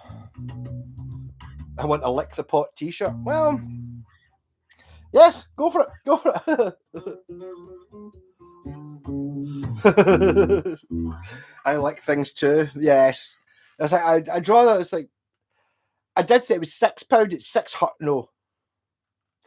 It's one of those things. I can't remember what it was. It's like, I remember it was on a building site as it goes, and it's like, I don't know. Was it? Would you eat a turd for £10 million? And it's like, I would. You know what I mean? And it's like, you're right.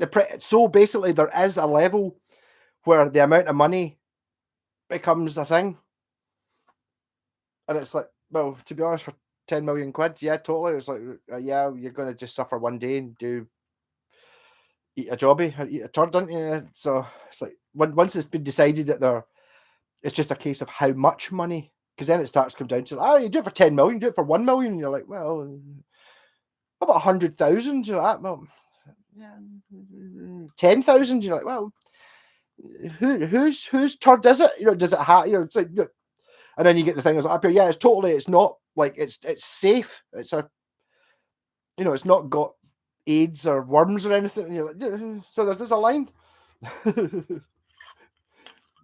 Evidence of synthetic. Why would YouTube want me to watch a stream of Scottish man licking instruments? I don't know, Bjorn, but I'm glad you're getting recommended. Maybe it's because we're talking about ABBA, and I'm a big Bjorn. I'm not enough of a Bjorn from ABBA fan to know his second name, which is it's Benny Anderson, and Bjorn, not Ulysses, but something like that, because it's a word I don't really know. Can't believe I saw he's licking a back cavity. I'm just a slut. I'm sorry.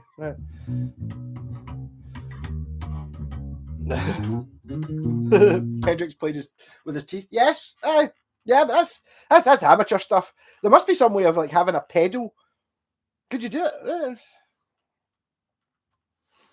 Like, see the earth wire from pedal, you can have it in 2 leads and stick it in your ears, and actually so you were the conductive element for the earth wire. That could be quite interesting. Yeah, big ped. That is my wine sorted for next week. Cheers for that. But I mean, it's like something, you know, it's like, I was saying there to Pontiac, it's like, up here, yeah, totally. You could lick any part of a guitar when it's wired up. And it's like, if you're willing to stick the actual lead, the thing is, this doesn't work. I wouldn't necessarily do this on like a live stage rig where you don't know, or some rehearsal studios. In here, I know I've got a circuit breaker through there. You know, it's a building regulation in Scotland these days. You've got a circuit breaker.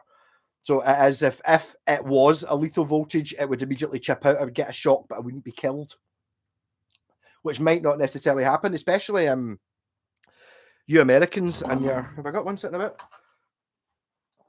This is the end of the soldier now.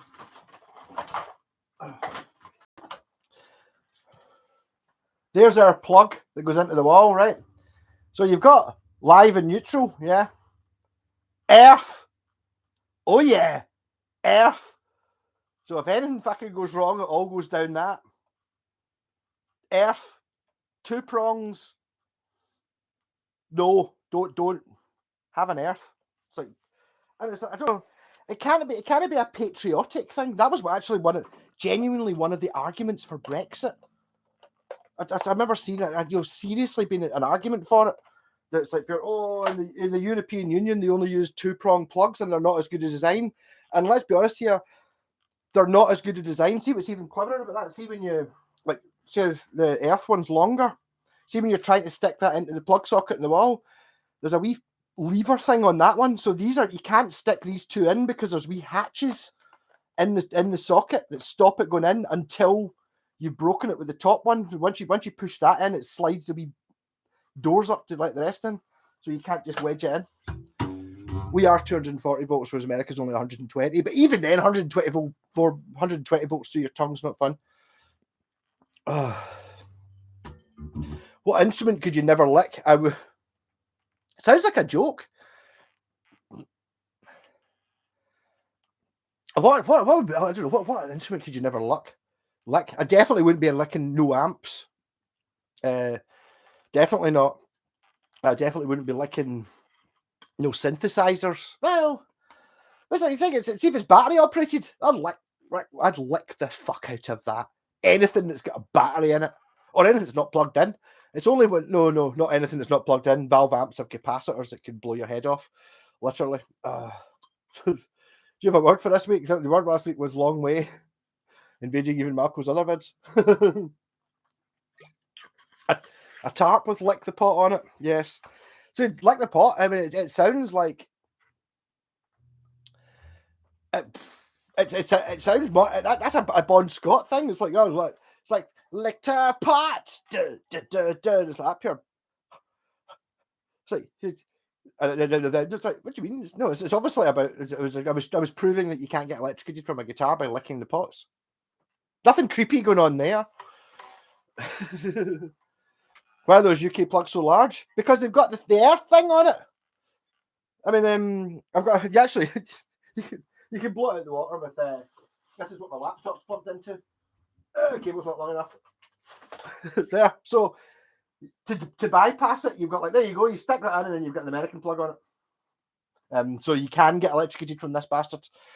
It's also what charges my shaver. But aye.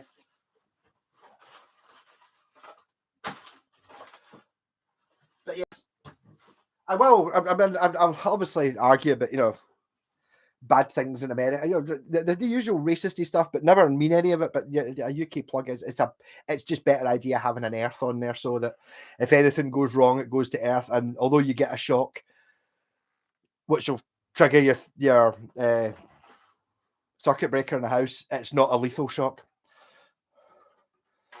Wouldn't like a pink hill plane. I thought it was it was at the Piccolo.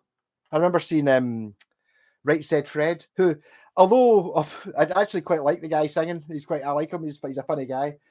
Was up here trying to talk? Was up here? Yes, I have been known to play the pink piccolo. Up here, whoa. But still a funny guy. I don't like him. Oh, the firing coming. Are they around at Scott's videos coming back? Yes. Do you know the problem is it's fucking Scalextric, which is model cars, like slot car racing, you call it in America. We started doing that. So the last few times, I've been still going over once a week and staying up till 5 a.m. playing fucking racing cars. But it doesn't really, not doing so much guitar-y stuff. Yeah, totally. They will be coming back. Bank the plug. Just when you say bank the plug, I take it you mean lick the plug, or lick it when it's not plugged in. But I mean, it would just be. I guess you can't lick ones that are made of organic materials that can break. Pink Hobo. Yeah, exactly. But 3-prong plugs are safe to stand on one. Yes, standing on one in bare feet is a. Yes, it's we've all done it, and I mean it can. Yeah, it can puncture. Yes, but there's going to have to be a Scalextric video coming up though. Smell the glove. So American plugs are 3-pronged with the ground as well. Possibly, yes. I mean, I think it's just one of those things you go back. I mean, it's obviously my whole life. UK plugs have looked like that, but I do remember in my grand's house changing over sockets, and there were still 3, but they were all cylindrical. Like the ones I've got on, you know, like a plug are kind of square. But there's definitely a version where you get that used to be a thing in the UK where it was like 3 pins, but they were all cylindrical. And in China, they've got the sockets in the wall have got lots of holes in it. So you got like one socket, but it's got the 2 prongs for an American plug, and it's got the 3 prongs for a UK plug, and it's got the 3 cylindrical ones for another type of plug, all in the one unit. Bang, just stick it in. That's fine. But they are 120 volts, same as the UK.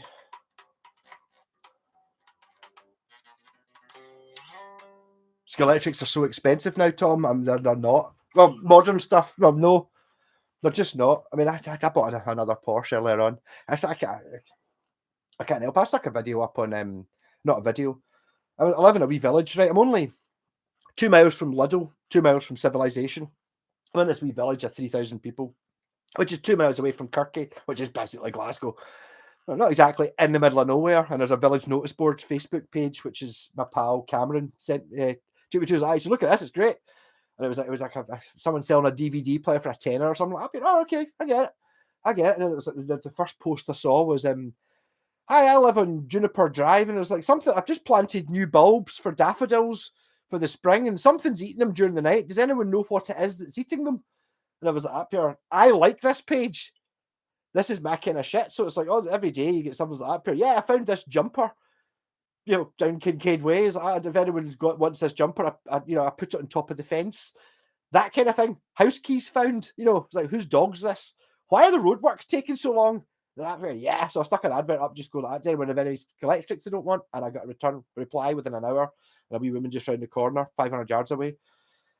I get fucking 14 cars, a race computer, and about 10 miles of track. So it's not expensive. Majority of industrial extension cords. I live in America now, and they're not cheap. Scalextrics, right? I don't know. It's like, Deanie me, he's got the choice pink lipstick pickups. Yeah. Scratch's cars can be hella expensive. No, not hella expensive. Waiting for the M. I'm sorry, I've missed out. No, but I mean, if you've never tried it, have we got it? So, what is this channel? It's Mad Malco Guitars. I normally talk about Japanese guitars. Increasingly of late, I've been it's like hundreds of times. So that's been 2 years. I've been doing this live stream on a Sunday, which started off as a genuine, question and answer. Talk about guitars. You can ask me a question, I'll talk about it, and then I started having a wee drink of bucky, and having a plan, and then I ended up just on a Sunday night, I just buy a bottle of bucky and just turn it on and just talk shit. So join in if you want. But yeah, no, mostly it's guitars. I'm mad into, like, I'm not affiliated with anyone, so you get like honest reviews. Not the same as everyone else. Goes up here, oh, the new Squire Classic Vibe is fantastic value at 550 quid. 550 quid for a Squire? Really? 550 quid? No. Have you seen Skillet? Honestly, Stratocaster, that was the problem. Me and Scott watched that probably about it might have been before Christmas. Ended up watching that 2 o'clock in the morning, watching, go up here, oh, Scalextrics, and then Scott's, I used to have a Scalextric set, blah blah blah, and I was up here. I had one as well. I sold all of it, it's like blah blah blah. I couldn't keep the cars in the track, so the seed was sown, and then it was actually the 4th of April. No, before that, a couple of weeks before that, I was rummaging trying to find a guitar pedal in the loft. I was like, there's my fucking Scalextric Porsche, which I tried to sell it all. Nobody bought the Porsche. So I've got a car. Look, the Scalextric thing had begun. And then a couple of weeks later, I got a message from Scott. Oh, I bought a set for a £5 in a charity shop. It's only got one car, but it doesn't work. So do you want to come over with your soldering irons? Like, aye, so we can get your car working, and also I'll bring my Porsche. So I went round and spent half an hour fidgeting with the cars, trying to make them go round this wee stupid tiny track, like.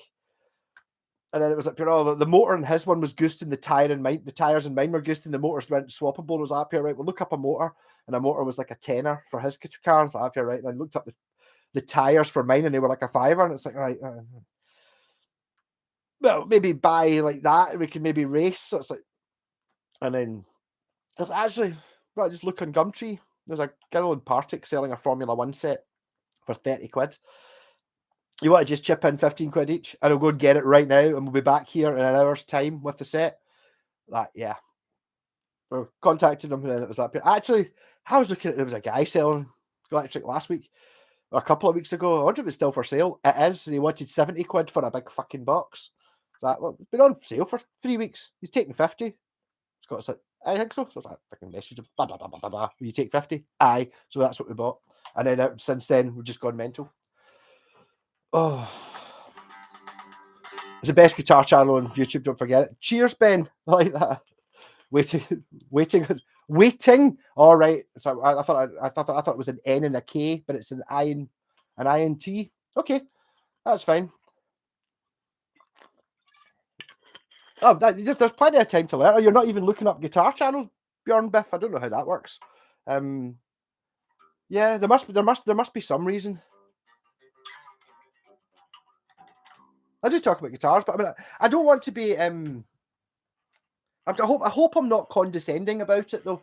I hate that. I mean, I've had it so many times. You get with the snobbery factor. That pure just learn to play the bass. I bought this wee Red Encore. There's so many Facebook sites and all that would just go, you fucking idiot. Go and buy yourself a real bass. Don't be. And it's like, no, just like, that's fine if you can't afford to spend £500 on a bass and you manage to pick one up for a tenner or 20 quid or 50 quid. Yeah, that's so much better than not playing. It's still a guitar. That's still awesome. Even I'm not a huge Harley Benton fan or a huge Gibson fan. It's still guitars are all cool. Assuming they work. I like all guitars. I have issues with guitars that cost thousands of pounds that aren't better than the ones you see in the wall behind me, which, I don't know, maybe cost me £1,000 for everything you can see, sort of thing.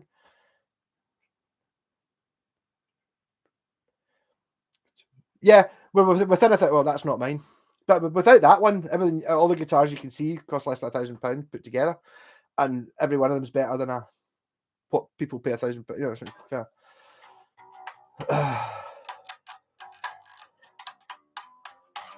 Selling an Aria Wildcat. Are you going to sell the Wildcat? I was talking about you earlier on because I've got the Aria. There.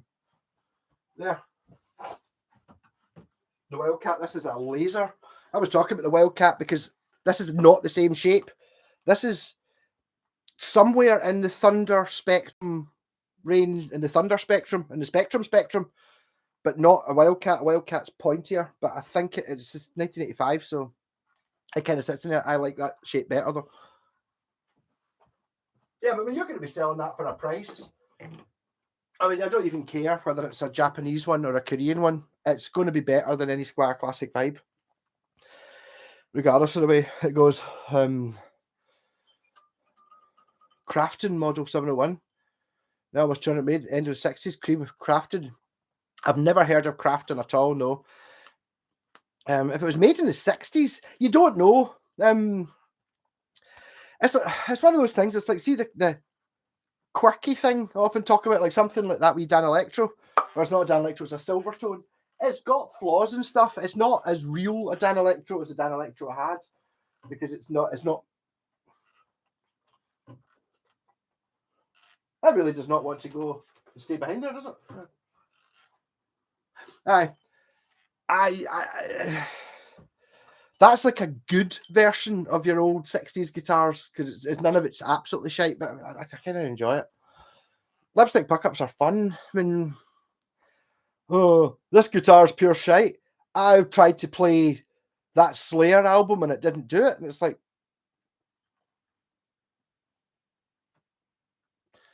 not really for playing Slayer on.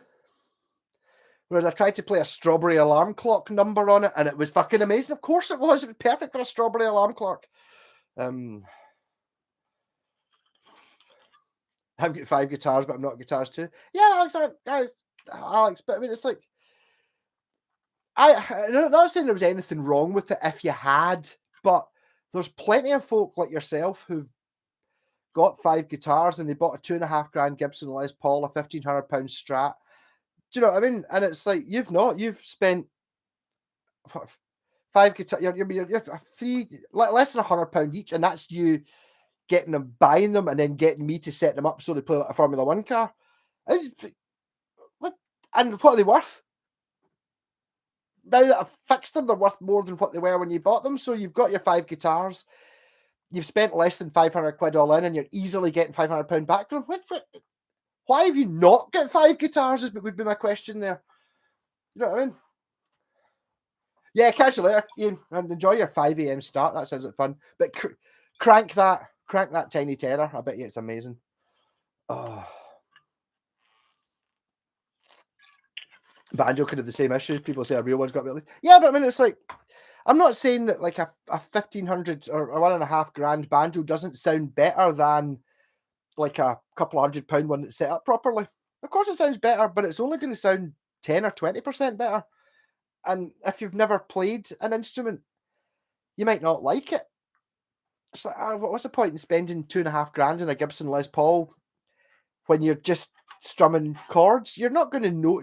You can tell by looking at it that it's more expensive, but feel-wise and sound-wise, it's like you're just going to be, oh, this is pure rubbish. Why? How come I'm strumming away and the first 3 chords I've learned, I've only been playing 3 days and they don't sound good, and the guitar costs £2,500? It's like, well, you've got to be a certain amount of good to actually notice that there is a difference.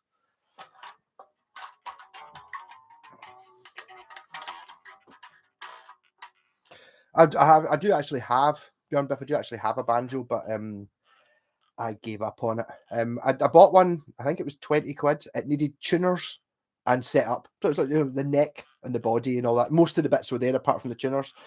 So I bought this, went and bought it, got it back, and then I ordered tuners on eBay. And then a couple of days later, I was round at my pal Peg's house, who has a banjo. I was like, I've just bought a banjo, like a proper 5-string, you know, with the string that comes in here. I've got one of them. And give it a shot. It was like, give it a shot of it. So I was sitting playing it. I played it for half an hour, you know, sitting drinking. And I don't want a banjo. It's like as Homer Simpson says, I tried it and I wasn't good at it immediately, so I just gave up. Is pretty much my banjo story. So I've still got a banjo in bits. I've got tuners in a plastic bag. I don't know what to do with it.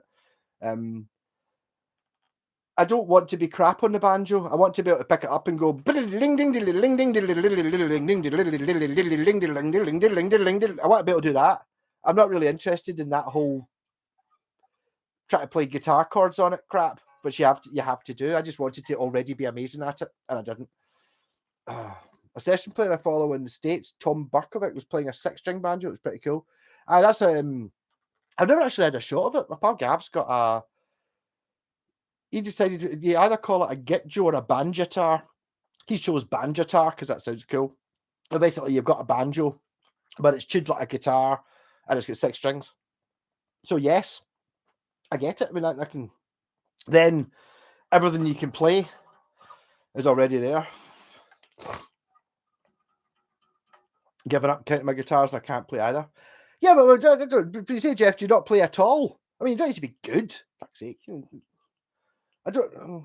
But it's how can you knock it? I mean, same getting into it's like even your Scalextric thing, you know, the model cars. You get collectible stuff, so people have like a wall of like you get them in a Perspex box that size, so they've got a wall of really amazing looking model cars. Well, that's fine. That's usually the collecting thing. Whereas I want to drive them around the track and smash them up as part of the fun. So those are not really the cars I'm going for. But I mean, why not? I mean, I think you should maybe learn to play something on it. I'm not saying it has to be good, but there must be some sort of joy in buying a new guitar. And I understand looking at the wall, but you're talking 6 months, a year, just playing it, learn to play something, even if it's something shit and stupid like a wee bit of a solo or 3 notes or smoke in the water or something. Learn something, and then some things aren't that hard. You can kind of get away with playing. I mean, luckily I was a Black Sabbath fan, so within like 2 hours of playing the guitar, I could play recognizably half a dozen songs. The majority of them, like War Pigs and Paranoid and Sabbath Bloody Sabbath, it's just a power chord, and that was me set. Oh yeah. The 6-string banjo was used in New Orleans jazz, and there's some 4-string ones. I think there's probably a proper 6-string banjo, but you can get one you just tune like a guitar. So for me, for example, I could basically just pick it up and play everything I could play on a guitar. This is a bass, but anything on a guitar, why not? How do YouTubers that down guitar lessons avoid copyright strikes when they're trying to sound like the original tracks? I don't know. I don't know if they can. I don't know. I remember there being a thing with the guitar magazines. The guitar magazines at some point. I mean, I used to have a rake. I never bought any because they're fucking expensive. But I got a few boxes of them off a couple of my pals over the years. And they used to have like it would have Sweet Home Alabama. And it would have the tab. And then when it got to I don't know, in the 2000s or maybe 2010, suddenly it was like it gave you music inspired by Sweet Home Alabama, the tab. So instead of being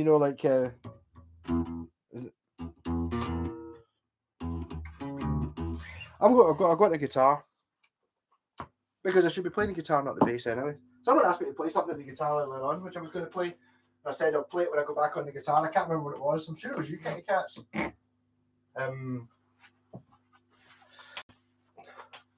But it's like, so what the guitar magazines would do, instead of giving you,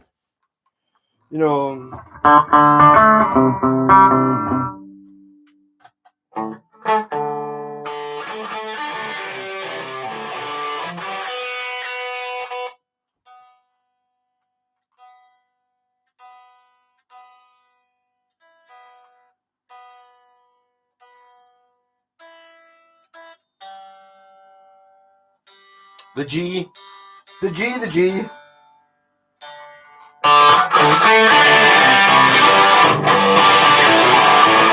It would give you.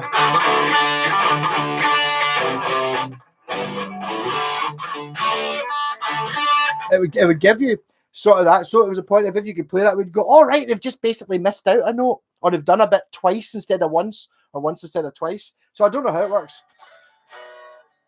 So, or they get patrons and shit. Because I mean, I can play anything without. I've never actually had a copyright strike. I do get copyright monetary intervention. I can't remember how they word them, but the first line it says is, "This is not a copyright strike," because a copyright strike is your video's been pulled. The ones I get are you have to share the revenue you get from the video. So the 20 pence you're getting for the hundreds of views the video gets, it's about £1 for 10,000 views I get. But you have to share it with whatever publishing company or whatever it is you've covered for. But then obviously you get a strike. If I was editing a video and I just put on the soundtrack, the actual Black Sabbath recording, I would have to pay, which is fine. Hey Neon, how's it going? Hi Andy. Talking about banjos, we watched a guy called Clifton Hicks. I think it was Museum a banjo to a nylon string. I don't know. Again, as I said this earlier, I started talking about banjo because we're just getting some of them. Which is Biff, Bjorn Biff, got recommended me. He doesn't even play the guitar, so he's watching this, and so I hope he's still here. But he's a banjo player. I don't know. I just want to be amazing in the banjo. I want to do all the fast bluegrass stuff. Can't be bothered with slow chords. I'd have to learn it again, starting from scratch. Can't be bothered. Hey David, just you have a 12-string acoustic? I do. I've got a Yamaha 12-string, a really good one. That was one where I didn't want to buying old used guitars. A 12-string acoustic there's a heck of a lot of tension on that neck on a 12-string guitar. So, like, I wouldn't even think about buying brand new £100 Harley Benton 12-string guitar. It's not going to be able to take the tension. So I think it was only about 180. I ended up paying for the Yamaha version because Yamaha don't make shit stuff. So that's where I would go with that. The 4-string banjo was what the African music brought to the USA. They abandoned it for the guitar. The white folks took up the banjo, adding the 5th drone string. That might be true. Yeah, totally. So I'd imagine a 4-string banjo is a 5-string banjo without the string that starts at the 5th fret. So most of the guitars there, but as you say, drone, which would make sense because it's a thin string. I could play stuff and jam along, but just for fun. Yeah, Jeff, that's playing the guitar. You can get some joy out of it. I mean, that's the thing. It's like some of the best bits of guitar playing, they don't need to be hard. You know, it's like you listen to the best, but you're sort of. That's a great lick. That's not difficult. And you'll find that a lot of it, even in a lot of pure amazing solos that are the ones that are pure famous, a lot of them is mostly that. Okay, there's fast bits between those bits, but the best bits are not those notes, but you know what I mean?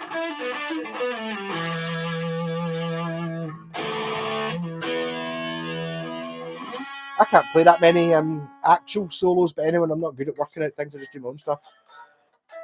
Hey Kim, got a good deal on an old Stag Les Paul copy. It must have been my old Carlsbrook amp. Sounded good. Question mark. What's your favourite guitar choosing from the following?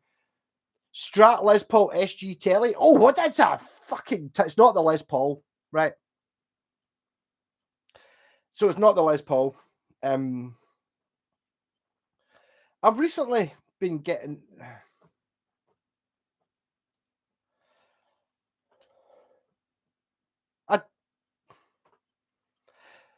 I hate to agree with Blacktooth Fox and Fox's Guitar Channel with the most.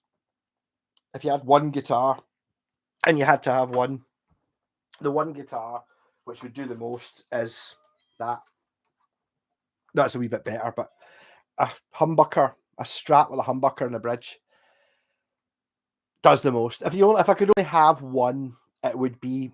I guess it would be a Strat with a humbucker in it, probably.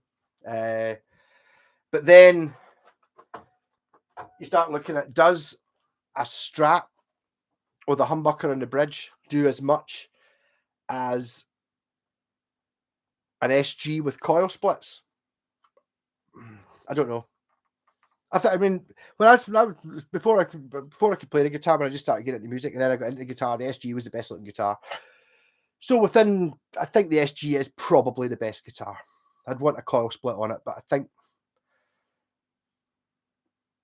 I don't know. See, I've just argued there that I want the Strat, I want the SG, and I want the Telly. The Telly, because Tellys are fucking awesome.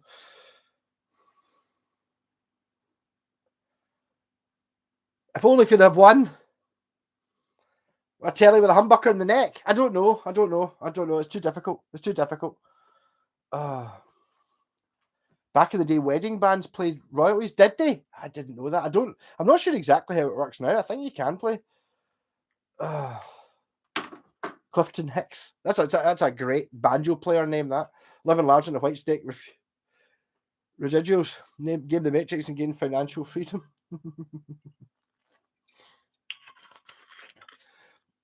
Banjo is mostly about learning the rolls. Yes, I know. It's the rolls thing. That's the word I was looking for. I want to be able to do rolls on a banjo, but I don't think there's really. Why wouldn't you? I could. Whatever the banjo's tuned to, right? I'm sure I could do that on a guitar, and then I could learn to do the rolls. It's like ding ding ding ding ding. I want to be able to play it sound like that.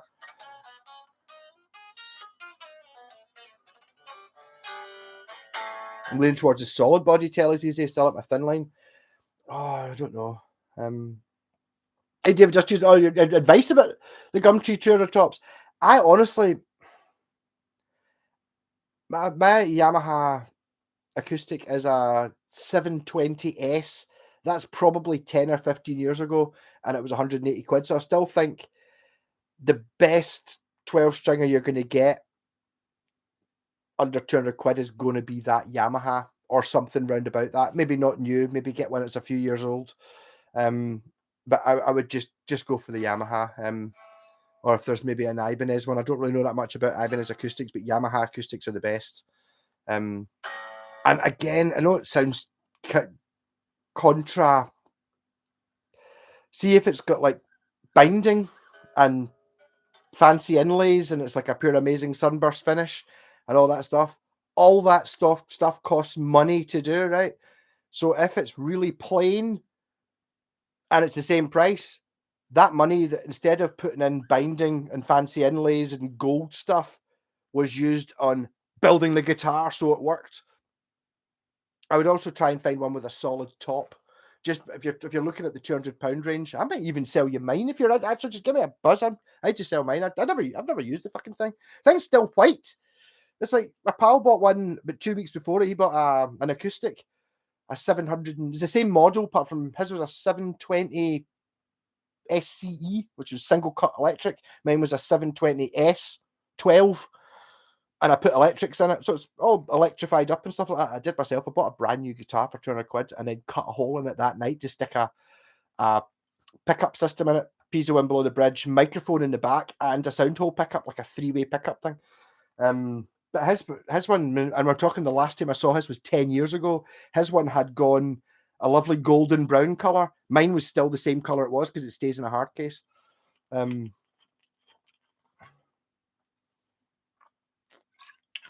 Banjo was a real panty dropper. It's panty dropper fanny magnet, I suppose, is you want one then the other. Yeah. I don't know. I mean, I love it. I mean, the thing is, it's like songs I want to play in the banjo. What's the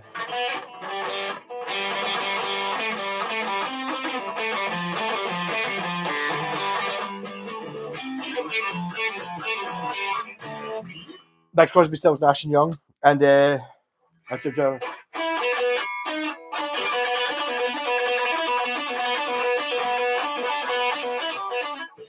Swamp Thing by somebody.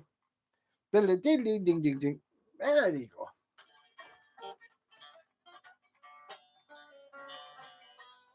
Binding doesn't excite me at all. I think I prefer Next without it. It's just my point is, it's like that cost money.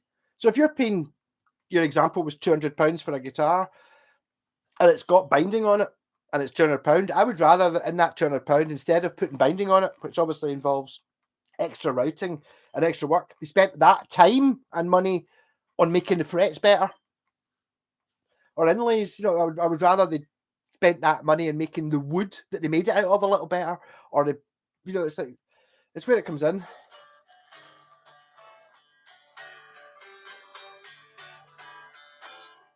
the grid swap machine, which I can't. To be honest, I can't even remember what it goes like. Just ding, ding, ding, ding, ding, ding, ding, ding, ding, ding, ding. I can't. No, am I thinking of Cotton Eye Joe? It's a similar thing. Whatever it is.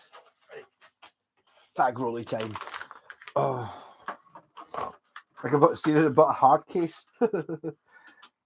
I don't know. It's one of those things. It's like when I started playing electric guitar, I was getting mad into Sabbath, and electric guitar you could kind of play anything on. Other things you kind of, if it's something that you really, really love to listen to, you're going to enjoy playing it. I mean, I found that when I've been through the fretless bass phase. I'm a bass player, should have a fretless one. And I had one and I let it play, even did gigs with it when I was doing the caravan band, just because it meant I could slide between notes. But really, after like 6 months of using it, I was like sitting there going, I was like, but is there really any music that I absolutely love that has fretless bass in it? And it was like, no, I don't really like the sound of the fucking thing. So why am I sitting here trying to learn to play it? So I basically just gave up and I don't play fretless bass anymore. I can play it, but I don't really like the sound of it. So if you don't really like the sound of it, don't do it. I prefer hollow bodies. I don't really get on with hollow bodies, don't Mark. I've had a couple that are all right. That way, my pal's custom branded thin line telly is that's good. But I don't really get. I've never played a 335 type guitar that's really made it sense to me. And I even tried. I remember going to Magnum Sound in Wishaw. They were selling an Aria, the Aria Pro 2 version, which was through neck and semi hollow and an active circuit in it. And it only went for 300 quid or something like that. And that was what I went. Actually, because it was in Wishaw, I went to try it out, and I played it, and it was just no. Even though that was obviously a really good one, it was just no. And I've tried hundreds. I've owned. I don't know. I've 10 have passed through my hands, and half a dozen of them I bought as my guitar, and then just gave up on them. I don't know what it is about the semi-hollow thing that doesn't work with me. I don't know what it is. Again, maybe I've just not had the right one. I do have one semi-hollow I like, which is the Yamaha AEX, which is kind of like a jazz guitar. It's like a big Les Paul, but it's hollow. That, boy, yeah, with many humbuckers in it, that's fucking great. But I think part of that was because it was such a surprise. Because I bought it, it was really cheap. I went, that's worth twice that. I'll buy that. And then I started playing it and going, oh, that's fucking amazing. What's going on? Whereas every other 335 type of pad doesn't work. Oh. Sorry, I'm getting a wee bit behind now. Caught up. What we're talking about? Foggy Mountain Breakdown, the grid. Hey, Ron Van here, I can play fretless if the frets are indicated in the neck. I had a Yamaha fit, but we never keep playing close friends. Yeah, see, I was a little bit disappointed when I bought mine. I bought it was a Yamaha fretless bass. So I bought a good one. It was the RBX. You know, they're not pretty at all, ugly as fuck, but it's a Yamaha. It's going to be solid. I bought it off Jethro Tull's keyboard player in Edinburgh. Like his keyboard player in the 70s. Didn't actually meet him because it was his pal that was selling it in Edinburgh, but I talked to him on the phone, and I think he wanted 100 quid and I gave him 80. And he's like, how come you only want 80 you're only offering 80 when it's worth 100? And I was like, well, I kind of wanted one that didn't have the markings on it to tell you where the frets were, so it was more of a challenge. And he was like, right, okay, £80, you can have it. But I don't like it. I can put, the fretless on the necks. So the thing is that the fretless, you end up with this ability to roll notes into tune. So you hit your note. You can't, I'm not going to be able to show you. Oh, a wee bit flat, you can kind of roll your finger till it's in tune. So you end up playing notes and just stabbing at it, sliding up to the notes. I found it all right, but I just didn't really like the sound. Be all right for I can understand like an overdubbed intro bit, you know, when it kind of goes boo, hello. That I can see using it there, but I can't see using it for any purposes. For 12 strings, if you're looking secondhand, go for one you can check over first. Yes. Check string action, bow of the neck, and any belling on the top and at the bridge. If any of these are bad, walk away. There is that, yes. That was when I'd had this. That was why I just go into the shop and buy whatever the Yamaha one is at 200 quid. The cheapest solid body Yamaha one. Plain as fuck, but it'll be rock solid forever. Oh. Okay, put it another way. You're on a desert island disc. You can choose one album, one battery powered amp, and 3 guitars. Take your time to think about it. I'm enjoying a beer.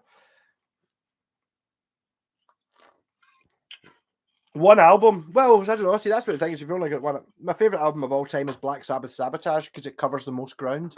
But if you'd said one record, because it is one record, but when you say one album, you start thinking, well, if I was going to be stuck with one album, should I be choosing a double album?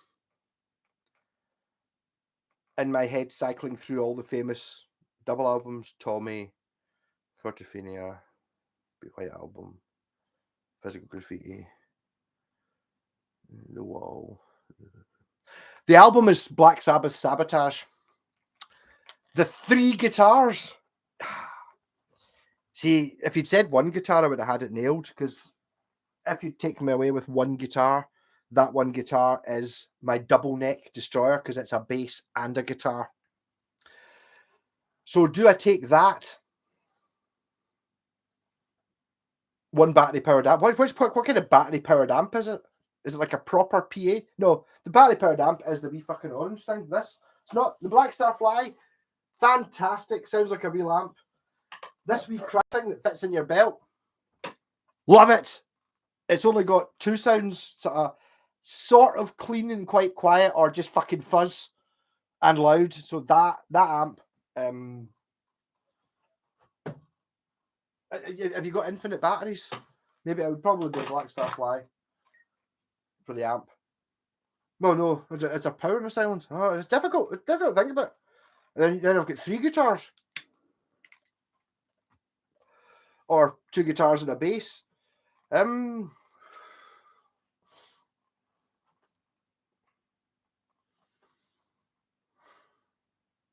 bass.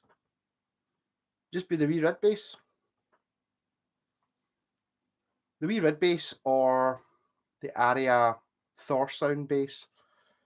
Both worth nothing, but good. And then the wee Roadster from a Strat. And then I suppose a sort of Gibson-y type thing. One of these? No, I don't know. Yeah. Yeah, it's a difficult one. I mean, let's just say I'm 6 months. 6 months on a thing me up. I've got a battery powered app with unlimited app batteries. It's going to be a bass, a nice bass.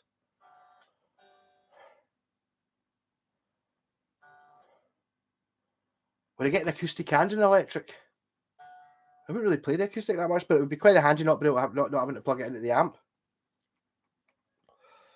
Yeah, that's an interesting one. Is there anybody else there to have a jam with? You know, I'm thinking if I'm going to be jamming with pals, having a bass and a guitar so you can play them all at the same time would be pretty good. I'd be tempted actually to take the fucking double neck again. Take the double neck, because that gets me the electric and acoustic. Then I've got 2 more to get, so I don't really need a bass anymore. Oh, that's a difficult question. I'm too drunk to do it. Want to make a heartfelt video about simulated reality? I've seen things. Hey, Ryan, how's it going? The RBX are great. Digital Tools keyboard player, yes. He was also their manager. I think he played bass on one of the albums, but yes. It was a good quality. It's like they just don't look good. Same as the Yamaha Pacifica. Argue with me about the how good quality a Yamaha Pacifica is, and there's not really any argument. If you're talking about buying a guitar for under 100 quid second hand, it's like if you can get a Pacifica or the R, I forget what it's called, an FP 120, whatever it is, the black one. It's just really boring black shape. The cheapest one I can't remember actually what they're called. So it's my ERG 112 or 121 120, whatever it is. That's a fucking brilliant guitar. It just looks a bit insipid. It's not exactly inspiring, but that's the best guitar. I mean, you're gonna get a proper one. experience at the bus stop recently. A woman standing next to me.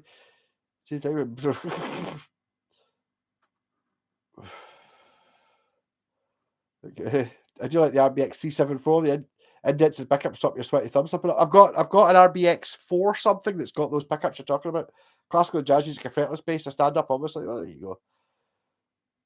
That project, Monty Python's Instant Record Collection. I've got Monty Python's Instant Record Collection. For anyone that doesn't know, this will prove that I've got it. It's just a single record, but it folds out into a cube, so you could put it into your record collection. And one of the sides is all the spines of all the records, so it looks like you've got that many records, like 12 inches of records, because it's in a cube. I do actually have that. I've also got one. Is it the Contractual Obligation album? I've got an album. I didn't realize this until after I'd listened to it a few times. It could be that album, actually. It could be the Instant Record Collection. There's 2 grooves on one of the sides. So when you put it on, you've kind of got a 50-50 chance of which, instead of being a 20-minute side, it's got 2 10-minute sides in it. So when you put it on, you get a 50-50 chance of catching whether it's this groove or this groove you catch. So every second groove is another recording. Kind of mental. Oh.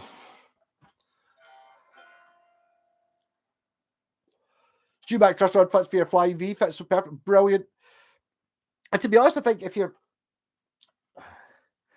kind of cheating buying the Stu Mac stuff, because you kind of expect it to work. That's what it's up here. Oh, I bought a new bridge for my Strat. Did you? Yeah. A Stu Mac one and it fits perfectly. Okay. Or is it really? I got this bridge. I got it on eBay second hand from like an Aria fucking laser from the 80s. So it's go-to built for a tenner. And I made it fit because it was unlikely it's going to fit for us. We're buying scissors. Acoustic electric solution Ratocaster. I'm going to make another one of those Ratocasters, Mr. White.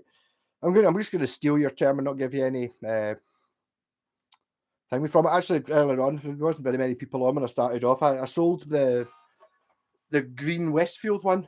I was out. I was playing Scalextric at Scott's house, I'll be honest. And I got a message saying, "Hey mate," unfortunately he said mate in the first thing, so already I was like, you don't know me, don't call me mate. So I've got a thing about that. I was up here, look for that. I'm in Kirky, blah blah blah. I'll give you the money for it. Pick it up. When's a good time to pick it up? So I was up here. Sorry, I'm out. It's yours. I'll give you a phone tomorrow. And it wasn't. I woke up in the morning. And looked at it. And was that. And the messages is a picture of Noel Gallagher giving the fingers like that. There. It's fucking like it. So it's sold it to a Noel Gallagher fan. He might learn. He might see the error of his ways at some point. I don't know. Just a guy from Gurkey. Seemed lovely. Unfortunately, he was a Noel Gallagher fan. And he was like, I've got other guitars, maybe do some work on them. We've got an Epiphone Casino. Like, Noel Gallagher thing. So we can argue about that. Playing guitar is better than not playing a guitar. It's still cool. If you like Oasis, you might like the Beatles as well, and they're good. So not all bad. Sort of. I like the look of the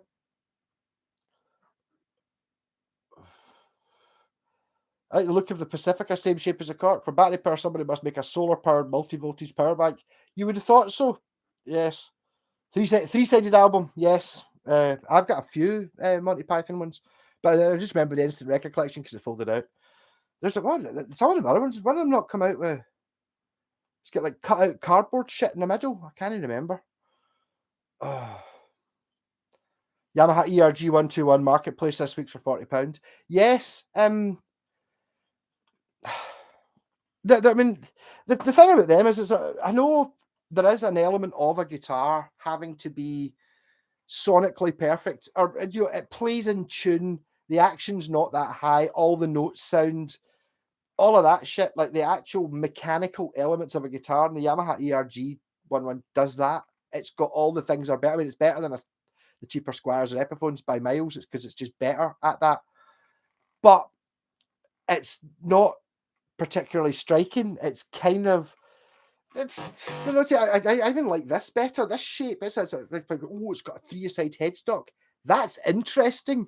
It's a Strat, clearly it's a wee bit pointy. That's interesting. Was the Pacific is kind of, we didn't, you know, we didn't want to go too far in case we put people off. So you end up with this. It suffers a bit from average. This only really in the looks, the quality of the build. I'm not faulting at all. If it was Telecaster shaped, it'd be a fucking banger. It's not though. It's kind of sort of RG, sort of just not really any statement made. I think, see if you just released it in, like my pal Scott's got an Ibanez RG that's like fluorescent orange or pink, fluorescent pinky orange. See if it was that, it'd be fucking great. It just needs that to make it exciting. Why are we still using cords? Well, I have to say that Scott's ones are pretty good. The Amazon ones, check out Fox's Guitar Channel. He did a review. He bought like the 3 cheapest ones he could find on Amazon, or the 3 most popular ones on Amazon. I don't know what it went from. They're giving a shot. It's just like the Bluetooth thing. My whole reason for not going is like, I mean, basically my amp's there, right? So I'm playing through that one. Well, the pedal board's where my heel is there. So I can't really justify having any sort of wireless when, you know, even like a 6-foot lead, that's all I need. I'm never that far away from it. Maybe for live, but the problem with that is though you always get the tendency would be to be that guy, you know, the guy who when you're doing your sound check goes and stands outside the pub to see what it sounds like outside the pub. I don't really want to be that guy. It's something else to go wrong. Something else to go wrong.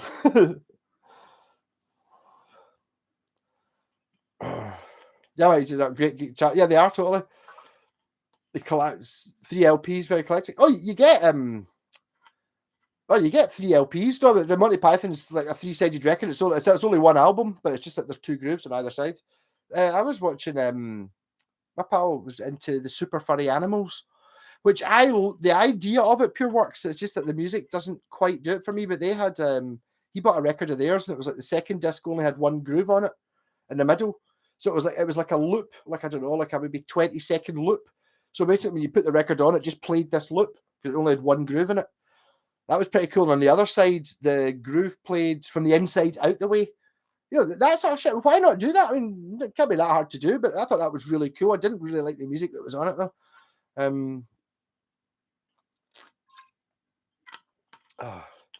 Yeah, the Westfield went. It was a cool guitar. It's that whole thing about selling guitars.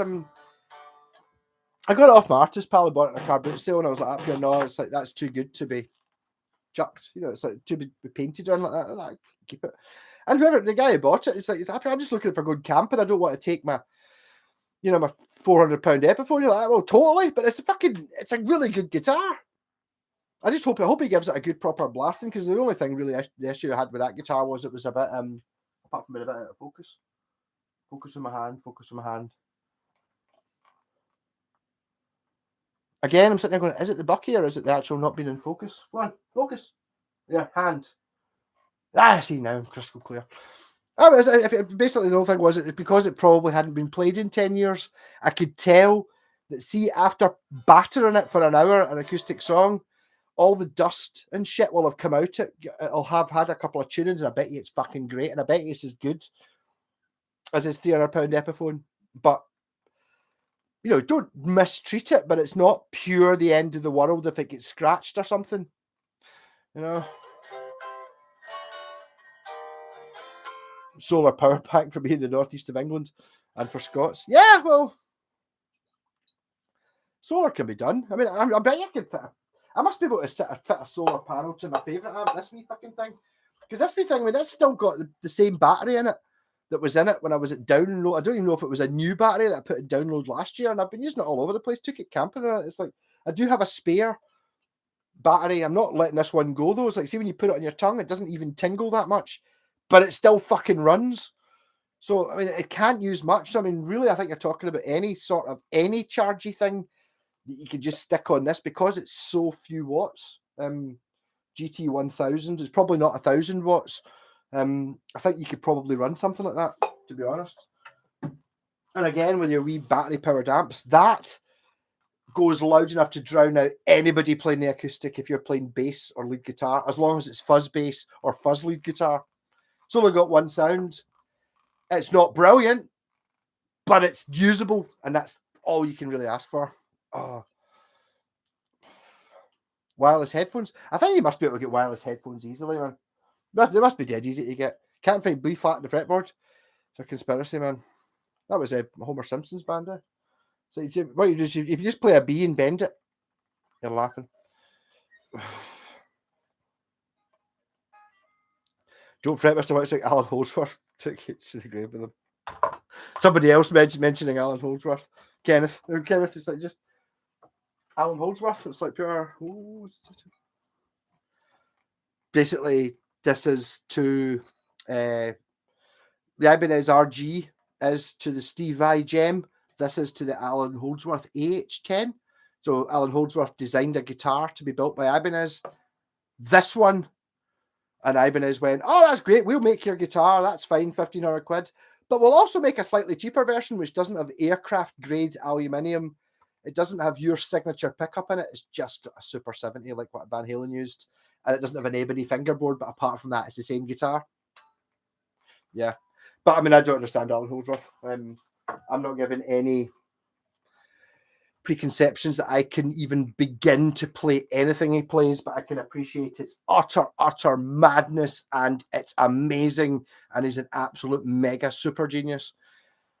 I don't understand it though. I have a 45-7 Sub Pop. I pressed both sides onto side A, side B blank, save money from the pressing plant. Oh, I never thought of that. Aye, okay. By just pressing the same thing on both sides, I suppose. I'm trying to think of other mad records I've got. I'm pretty sure I've got a couple of mental ones.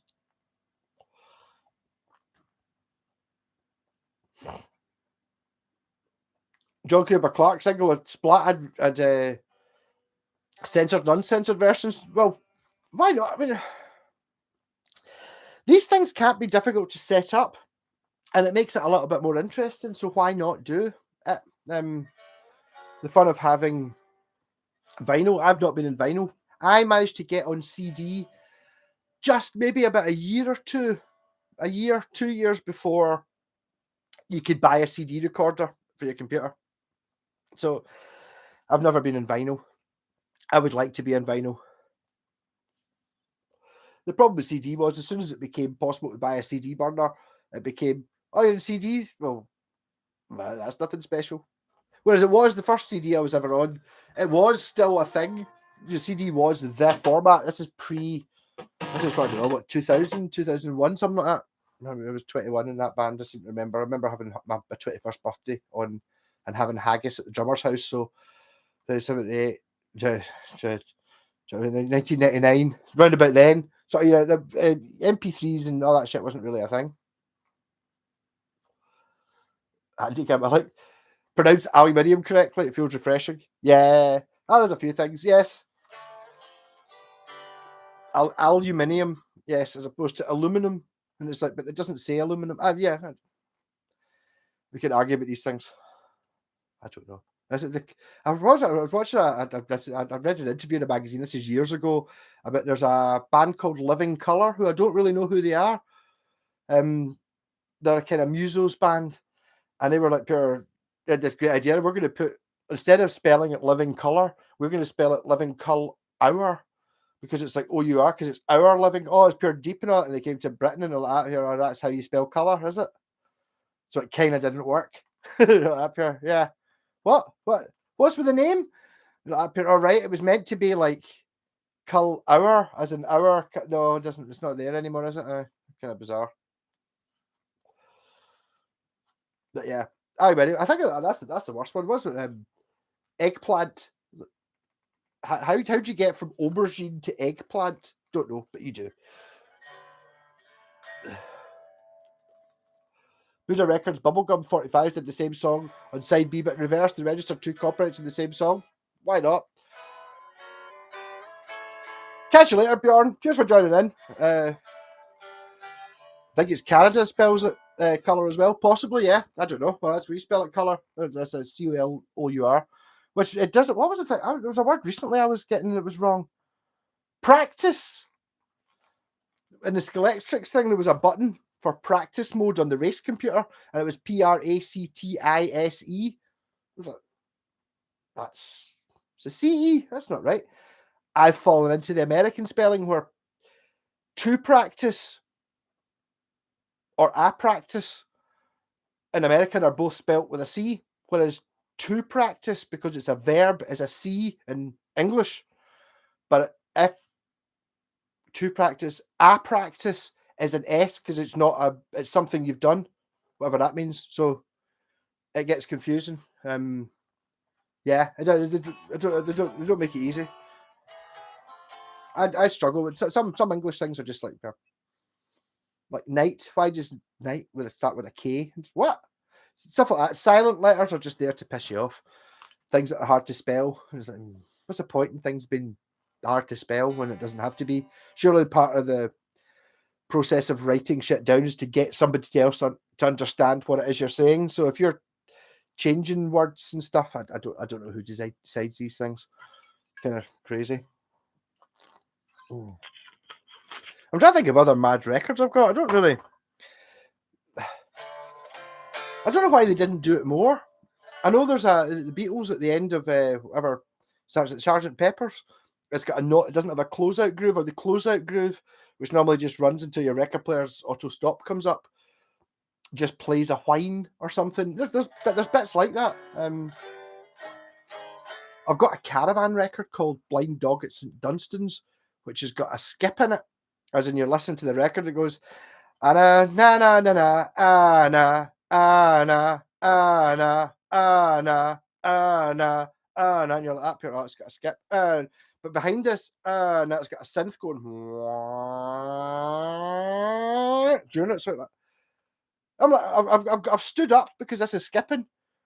But there's something else going on, and it's actually just part of the recorded thing, which works on a record, but that doesn't work on a CD because you just go, what? On a tape. So the beat, the kind of loop and the beat at the end of the records, brilliant. I don't think these things can't. You just got to think about it to do it. I wish I had a bit more of that. I've got plenty of picture discs. I don't have that many mental ones though. Have you ever seen an etched disc? I'm sure I've got a Spinal Tap etched disc, actually. Why would I have a spinal? It's purple. Why would I have a Spinal Tap? But it's like you go, oh, etched disc, and then you look on the B side, and instead of having grooves on it, it's just got like a picture etched on it, and you're like, oh. I was kind of hoping it would have another couple of songs on it, but no. So you just look at it, and then you put the other side on. I'm pretty sure I've got some Black Crow, something like that as well. Oh.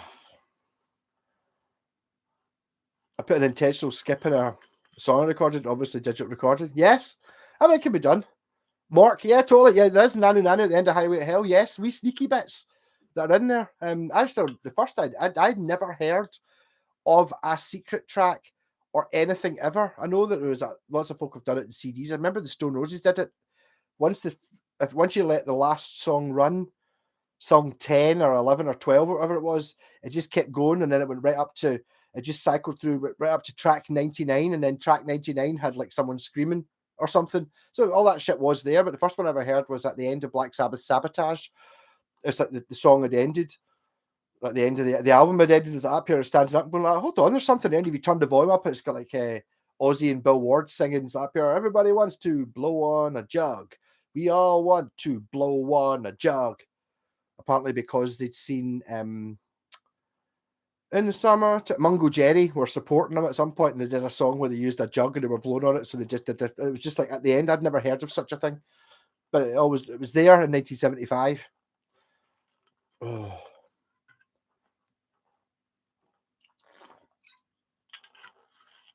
It's not a doctor's practice, and you practice guitar. Did I get it the wrong way around? Anyway, I've just used a C. The S looks wrong to me because I've used to seeing it. I have a record with loops where every groove is just one loop. But mental. But I mean, so I suppose you've got your record is running at 33 or 45, I suppose. So there is a point between that you get a loopable amount of time. So it's like whether you can make that loop. I suppose you could digitally alter it, but how do you make that loop exactly? Fuck knows. I mean, it's half. Oh, okay. So basically, let's just go for 33 and a third, right? And let's say it's half an hour for a side. It's not. It's you can. Iron Maiden used to be able to make it almost half by putting the grooves dead close together. So half a side, 30, so 30 minutes at 33 and a third. So there is in 1 minute. Yeah, I'd fucking know. Gone. It's there's a way of finding where in the record you put it. So you've got somewhere between a minute for a loop and 20 seconds for a loop between the inside and the outside groove of the record, I suppose. I don't know. Secret track in the second CD, but the choral is the best song on the CD. Wow. I actually saw the choral at their prime. Doom, ba-doom, ba-doom, ba-doom. I didn't like it. Oh, they were all right. They were all right. They weren't. It's like sometimes you go and see these bands. I remember this wasn't long after I saw Supergrass. And Supergrass, there was a couple of songs I quite liked, but they were really fucking. They're a good band, Supergrass. Like proper. They're a proper band. The choral, apart from that song, the other ones just were kind of the same, but not as good. I thought. I don't know. I'm not a fan of that indie music at the time. I've stumbled across an Italian all-female Deep Purple tribute band called Strange Kind of Woman. Wow, they're fucking just on it. Ian Pace thinks they play better than most guys. Well, there you go. There's a woman who there's a rainbow tribute band with a woman who can absolutely nail Dio. It's like but with a woman's voice, and it's pretty like whoa, because you're watching it going, aye, Man in the Silver Mountain, aye, great, aye, they can kind of do it, that's all right. And then she starts singing, you're like, whoa, fuck, it's amazing. Blowing on a Jug, very popular with the Victoria MPs. Their own jug, or someone who went to Eton with them. Yes. I'm trying not to get monetized by not talking about the bastards in Westminster, but yeah. The choral heavily influenced by the Doors? Possibly, yeah. The problem I've got with the Doors is when people say they're influenced by the Doors, oh, it's like, I'm a big Oasis fan, I like the Doors, and it's like, that's not the same Doors that I like. So I think there's obviously a pop music element to it, but I mean, the Doors are, if you've ever watched Live at the Hollywood Bowl, when there's fuck all going on, I mean, it's amazing, and it's like, you know, they're doing a 20-minute version of the end or something, there's nothing going on. You know, all they've got is a keyboard player, a drummer, and Robbie Krieger playing guitar, and it's just to make it interesting and jammy and all that, but with so little going on and it never been heavy. I mean, I've got a lot of time for the Doors. I mean, Ray Manzarek is an absolute legend, and so is Robbie Krieger, and so is Densmore. I mean, they are fantastic. When you see them do their sort of live jammy thing, it really does it for me. It totally works. I mean, Jim Morrison's a bit of an arty arsehole, really, but it does work. There's actually still some Doors songs. My favourite Doors songs I've never learned to play. My first tape that I had of them had Waiting for the Sun, the album on it. Waiting for the Sun, the album's amazing. Actually, before I went to Baby Metal, I was in, if you're in the UK, see Doors records, the original ones, they're fine. See, when the Doors got big, like in the early 80s, they produced them on unbelievably super floppy vinyl, and they didn't have gatefold sleeves. I was in Cash Converters just round from the Odeon on, was it Renfield Street? Something like that. And they had, was it Morrison Hotel on vinyl for £1, right, or £2, and it was gatefold. I've never seen the gatefold one, but I didn't want to carry a Doors record all the way down to the SEC Baby Metal, so I didn't buy it. I should have. Densmore was a jazz drummer. Doors' biggest hits written by Krieger, words and all. Sort of. He did write Light My Fire. I don't know for the rest of it. Amazing. I don't think Krieger wrote that many songs. Like out of the 6 albums, 1 or 2 an album sort of thing, I think. But Light My Fire was he definitely wrote that, which is his biggest hit. So I'll give him that. There's an awful lot of my favorite one, Waiting for the Sun album for me, just like free fall, flow, river flow, on and on it goes, breathe underwater till the end, na, na, na, na. Free fall, float that back. I'd love to be able to play that. It's not in normal chords, so. In saying that, I haven't tried for 10 or 15 years, but I was always the one I wanted to be able to play. What was the other one as well? Look at my shoes, not quite the walking blues. Don't fight too much to lose. That, I like that one as well. Yeah, I need to listen to the Doors again. I always get a wee bit put off the first album. I never really liked the Crystal Ship, and I don't know why. That was always pure. That's for not for real Doors fans. And even Light My Fire. It was when I first heard Break On Through. Fucking why is everyone now here we go? You know what I mean? People are remember when the Doors film came out, there was a big Doors resurgence. So I was I don't know, what 12, 13, 14, something like that. I was like, oh my god, current music that I like. And then it was like, why is it in black and white? All right, okay, because it's a 60s band. Oh, I still don't like anything modern. That's one of the best gigs I've been to. They legally weren't allowed to call themselves the Doors. I don't know who was playing drums, but it was Krieger, Manzarek, and Ian Astbury from the Cult. And on bass for half the songs, which was really fucking annoying, was Jerry Sheff from Elvis's band, who played on the original Lovely Women, and his bass playing was amazing. But the bass player they had for the songs that Jerry Sheff wasn't on was shite. It was terrible. It's like pure, oh man, fucking the difference between him and Jerry Sheff when you actually got like a proper jamming musician. So I do pretty much class myself as having seen the Doors, even though Jim Morrison died 10 years before I was born. That doesn't really matter. It's like I got to see the Doors because Ian Astbury was drunk, had a Jim Morrison haircut, leather trousers, black shirt, and was pure shouting at the crowd and all that. And it was just if Jim Morrison had been alive, that's what he would have done. Come out, he's like pure, Glasgow, won the Bucky, and everyone's like pure. We're watching the Doors, and the singer's just come out, looks exactly like Jim Morrison, and has gone, come on, the Bucky. So, yes! But from then on, we were all on side. Fantastic gig, that one. It started late, and it started ending. It's like, you know, there's like the famous one, I think it's in that Hollywood Bowl. Up here, yeah, hey, Mr. Soundman, turn the lights down. All that crap. Ian Astbury was pure in that mode because it was like pure, it got to, I don't know, 10 o'clock at night or whatever it was, whenever it was, the place was closing.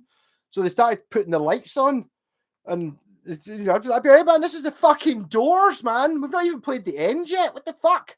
Well, it's like basically all the lights were on, the fire exit signs, everyone was ready to go, and they're like, we're fucking going to play the end. So they played for another 20 minutes, and then by the time it actually got time to leave the place, the entire place was shut down. All the lights were off, and there was one guy standing at the door going, fucking get out. You know, my shift finished an hour ago type thing. Fucking great. Oh. Just seen that convertible jumper. I'll need to look it up. Yeah, I don't know. It sounds fucking terrible. The world was black and white, remember? That's crazy. Yeah.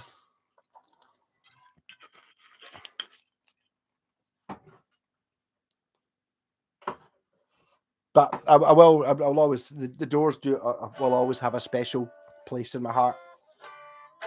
Not necessarily the songs that everyone else like, but Running Blue and Yes, the River Knows and Break On Through and Peace Frog, and you know, there's an awful lot. Catch you later, Andy. I need to come down to. Taylor's got a Batman Scalextric set for me, but my car's still fucking off the road. Tomorrow I'm going to go and take it back, and the guy he assures me he knows what it is that's wrong with it, so I should get it back tomorrow. What I'm going to do is, I'm on the way down, I'm going to buy an inner tube for the bike that I've got in the garage, because I think that's all that's really wrong with it. I'm not sure all the gears will work, but I'll have some inner tube. Buy that. Meeting my dad for lunch so he can pick me up at the garage. So if I buy the inner tube on the way down to the garage, you can have the inner tube in my pocket, have lunch with my dad, come back here. I've got the inner tube here, get the bus into town to get picked up to go to Maryhill, do the Black Sabbath thing, All that.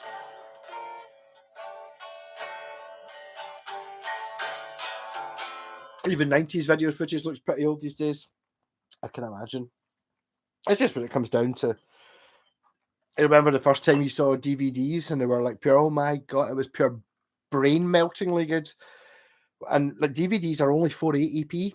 And it's like just now you're watching me at 720, nearly twice the resolution of a DVD. Whereas when a DVD came out, it was just a million times better than VHS. VHS was terrible, even digital telly and all that. It's like when that came out. I mean, I'm of the age of I still remember when it was pretty unlikely you were going to get all four channels or all five channels get a good picture on all five of them. That didn't happen, and even then, it was at that point where you got a good picture, but the sound was pure. You sort of good picture, crackly sound, and then here you had crap picture, really good sound. So you had to compromise between the two when you were tuning it in, and even then, it would be one of those things that I remember.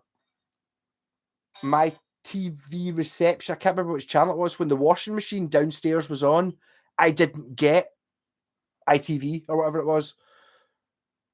It didn't exist. I didn't get. I can't. Was it Channel 4 or Channel 5? I didn't get until everyone else had gone to bed. So they worked at, sort of 10 o'clock at night onwards, but they didn't work during the day because there was electrical things on in the house, which fucked it up. Mental.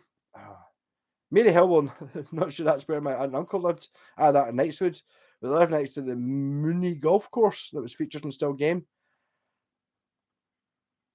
Possibly, I mean, the Still Game flats are only 500 yards away from the studio in Mary Hill that I go to, because I think I've done videos where I drove past it.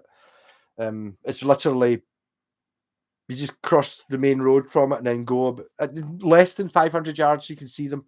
I mean, I'm sure. When you say, I bet it's not Mooney, it's Minnie. You're meant to have typed in it. Yeah, no, honest, I Still Game shit. Still not put up the video of the Monty Python castles, bastard. After we did that, me and Scott did that camper van thing. I did, is it 3 episodes of the camper van thing? And it was just so many fucking videos that I'd taken on my phone. Scott had taken on his phone and sent me them. And I had them on the GoPro and I put them all in a file. And I did 3 videos, and then I think it was only over 2-3 days, and it was the 4 days we were away, and the last one was we went to all the Monty Python castles. So I need to put that in it. Osprey Heights. I've been to Osprey Heights twice. First time was I bought a Yamaha DJX sound thing for a tenner, and it was in that block of flats. And then about 3 weeks later, when I was working as a removals man, we had to move someone's house from that block of flats. So it's definitely there. The person we had to move just had lots of wardrobes. Like 8 wardrobes in a wee flat. You're like, why have you got so many wardrobes? I assume they were growing weed. I don't know. But there are a lot of wardrobes.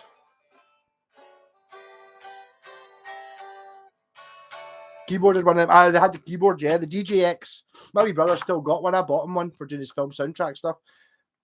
The DJX keyboard is the blue one, which is the one I had, is fucking amazing for what you get. I shouldn't have sold it. I should have kept it. But it's got it's got full synthesizer controls, got an ADSR envelope and a filter and all that, but you have to kind of program it in. It's obviously not analog, and it's got lots of shit in it. The blue keyboard Mark 1 is a belter. What a keyboard. Did we do it? I always wanted to do I was in a band with Jesse Ray where it was like 3 of us at one, and a couple of songs all played keyboards or played guitar. So it was like synth bass, synth strings, and a synth, as you do. But that DJX, which I never actually did, because I did the bastard. I think it ran. There was an option to run it in batteries. I always wanted to have, and I had internal speakers. I wanted to have that in my boat, and I wanted the 3 of us to go out the boat, and I would play synth keyboard bass on like a MIDI keyboard plugged into the MIDI port, which you could choose anything, and then you could split the keyboard in half, which would give you strings and lead synth, so the 3 of us could have played all through one machine. Amazing guitar. Yeah, no, the GGX one. Apparently, But the thing I bought in Still Game was actually the DGX2, and it was like a mixing thing. So it had some of the sounds on it, but it had like a wheel that had a CD on it that you could kind of with it, but it was like a fake CD. But the actual CD, that if you unscrewed it and took it off, the actual CD was the instructions on how to use the thing. And it was amazing because you could kind of do loops. And oh yeah, so you go, oh yeah, yeah. I did a video of it. It was actually, you could kind of get into it just having, you didn't need to have any musical ability apart from the idea to think about what it was you were trying to stick together, and it was actually great fun.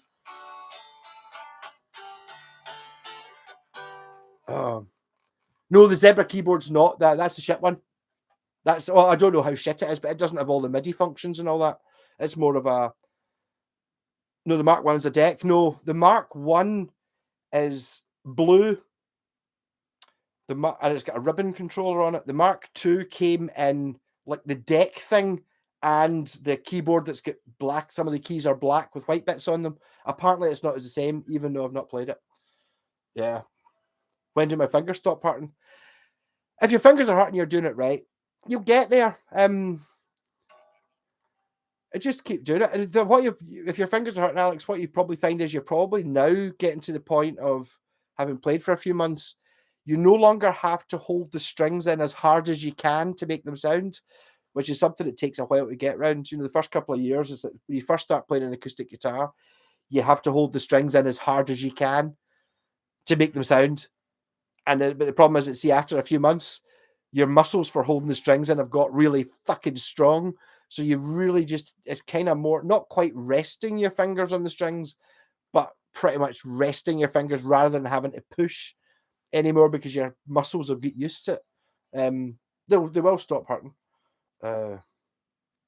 Rod Hill, yes. I heard that. What was it? The joke at the time was, what's got 4 legs and goes, and it was Rod Hill's TV. Yeah. Mark II's a rap type thing, possibly, yes, or dance music or something. It was still a funny thing. I mean, I paid a tenner for it, so I mean, I'm not really going to complain about it. It was fun and it had an element of. I managed to make it work and was doing shit. But yeah, no, I should probably get another one. Actually, I was talking about the DGX2, that box thing with the wrap thing that I bought in the one I bought from my wee brother, the blue one, the early one I bought off a Polish family, and they were on the street running up to Osprey Heights. So there's 3 places I've been. You could see it from their front door. It was like pure on the same street. No, it's fucking very powerful. I couldn't believe it because this was just at the start of me getting into synthesizers where I started going, hold on. It's got a fucking ribbon control, it's got a filter, and these things are assignable. So it was a wee bit, obviously not analog, but it had analog features that you could access by accessing. Did it have 4 adjustable parameters? And so you had the most important thing, and sequences and shit, the ribbon thing as well. Yes, no, amazing keyboards. The thing is, I bought them. I had 2 of them. One of them I bought for 30 quid and sold for 100 quid. And the other one I bought for 20 quid and just gave to my wee brother for Christmas because he was thinking, I might get a keyboard for doing his film soundtracks. Like, here, this one, right, it just does fucking everything. Okay, it does have, when you first turn it on, it's got an awful lot of 1, 2, 3, 4. It does that. Once you turn that off, it's actually got a really good MIDI bank in it and touch sensitive keys, ribbon controller, filter, programmable pure envelope. All that shit is in there. It's a wee bit of more work to get into it to actually make it work. But I mean, as it's battery operated, I should have kept it. I'm struggling a wee bit because I've got a MIDI guitar just now, and the only keyboards I've got left are, I've got a couple of analog synths. I've got a Moog and a Arturia, which are mono synths, which do trigger off the MIDI guitar fine, but not really what you want. What you really want, string sounds. And then rather than having any sort of realistic sound, I've got a Yamaha Casio CZ1 phase distortion synthesizer and a Yamaha DX21 PCM pulse modulation synthesizer, and although they do synthesizer sounds amazing, that the sound of the piano is nothing like a piano. Well, kind of sort of like a piano, but not there. So I need to get. I don't have enough room for a synthesizer, a keyboard. But I wish I'd kept one of the Yamaha DJX, because the Yamaha DJX and my it would just be fucking great. Because like even when you went into the general MIDI bank, the piano sound was not bad.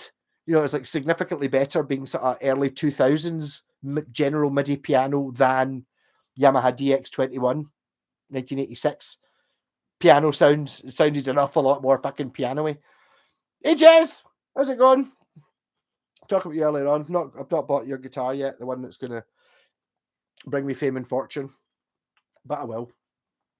Still thinking about going somewhere along those lines. This might end up being quite an early stream. I've almost run out of booze. Not even. See, I'm starting to drink enough a lot quicker than I should be. If you've not spiked the likes, if you can spike the like, I'm going to roll a fag, and then someone can ask me a question about something, and I will answer it honestly, whether I want to or not.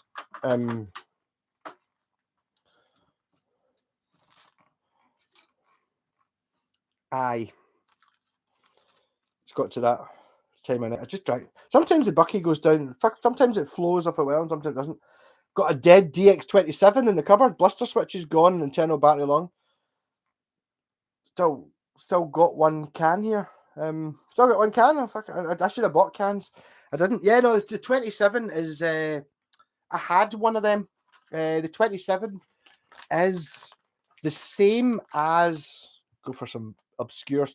What is the small one? The mini one that Roger Troutman from Zap used. It was basically a DX27, but it came in a small form, so it had smaller keys, and that's the one that Zap was done with. It was a little bit more. It was a couple of years later. The one I had was a D27, which was the first synthesizer I bought. It was the one that had 2 speakers in it, and there was a couple of keys missing. It sounded wonderful. A slightly softer, more refined, and more expensive sounding version of the DX21. The difference was the DX21 has the 2 waveforms are tunable. So you basically get 2 waveforms the same. And like on a 2 oscillator analog synth, you can make them out of tune just a wee bit. So instead of being ha, you get ha. So you get the pure thing going. But apart from that, very similar. Great fun. The old 4-op synthesis. Yes. No, they're good fun. The problem, the difference with the DX ones, I even had a DX7 at one point. And it's like, there's no intuition when you're programming it on a proper Moog or something that, you've got half a dozen knobs, and you twiddle those knobs until you get, and once you've done it for a while, you end up getting the hang of what does what. Whereas in the DX series, it's like you've got a calculator screen.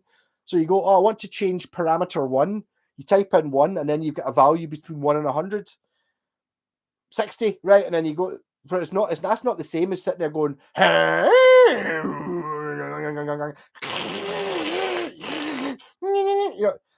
it's not quite the same. You actually kind of knew what you were doing. Yeah, Mr. White, it's synthesized synth talk. DX7 was the one to have. It was the most expensive one, but the Doctor Who 1986 theme tune, the Colin Baker one, was done entirely on a DX21, which was, I think, was maybe 2 years before. I think the DX, and it's like they are much more aggressive sounding and fantastic. I kind of prefer the 4-ops one. What a micro Moog? I'm not really sure what a micro Moog is. The one I've got is the MG1, which is kind of somewhere between. So the one that was made for Tandy, but still made by Moog. It's between a Rogue and a Prodigy, so it's got closer to the Prodigy than the Rogue. It's just a 1 oscillator one though. I think the Prodigy's got 2. Have you ever used any of your monitors? I have not, Jez. I wish I had. I mean, I've not really done that many gigs, to be honest. I did really enjoy the last gig we did. Where we're running that. It was that amp had taken in, but the sound guy, as soon as we went in, I was like, right, guys, we've had lots of sound complaints here, so I want you to get, you've got to be playing really quietly, so I've got something to play with. And so I'd taken that amp, so 150 watt, and it was basically on stage, it was set at a lower volume than it is right now. And I was like, what is it you need to hear? And it was like, right, well, I just want tons of the guitar coming out my monitor. And it sounded fucking great. I had Craig's guitar coming out the monitor. I could play along, didn't have to deal with it. The amp was sitting, at my ass, so I could feel it. That's fine, as long as I can hear myself at all and hear the guitar. We're laughing, and Brian was singing just next to me, and I was standing in front of the drum kit, so it was great. I don't think what we're doing is complicated enough to use any of our monitors.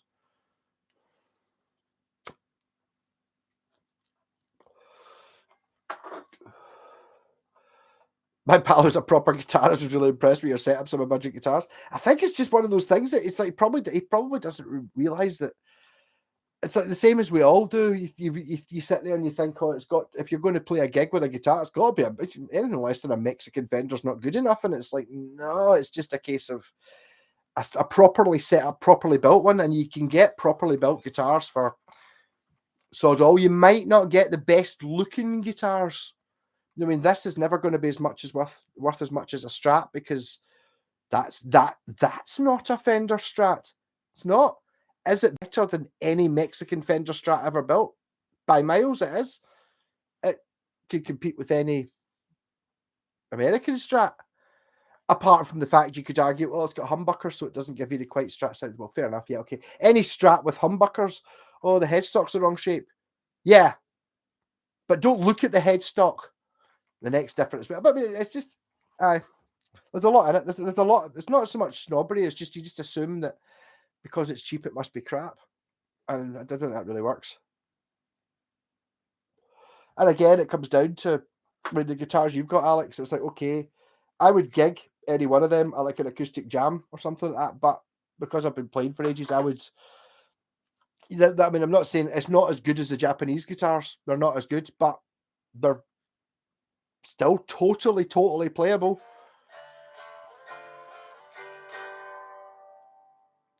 Just by buying stuff that's slightly unfashionable. I mean, it's like, obviously none of your guitars are like a Harley Benton, you know what I mean? It's like, it's just a case of making it. There's only so good you can get some of these things to play as well. It is a bit, it's like, how do you want this to play? And it's like, see, like the FGN and pretty much any of these guitars you see, okay, but not including the red bass, these and the one I made, basically that one, and that one can all be set up to play like Steve Vai's guitar. The quality is there, whereas something like the one I made at Dingme or any Squire, you can get it to be pretty good, but there's only so good you can get. You can't have the action lower than 1.5 mil, otherwise you need to do an entire fret job. The neck has to be reset. There's an awful lot. It's just a case of how you work with what you've got. I mean, I would definitely gig. I would definitely have no problem gigging any of the guitars you've got.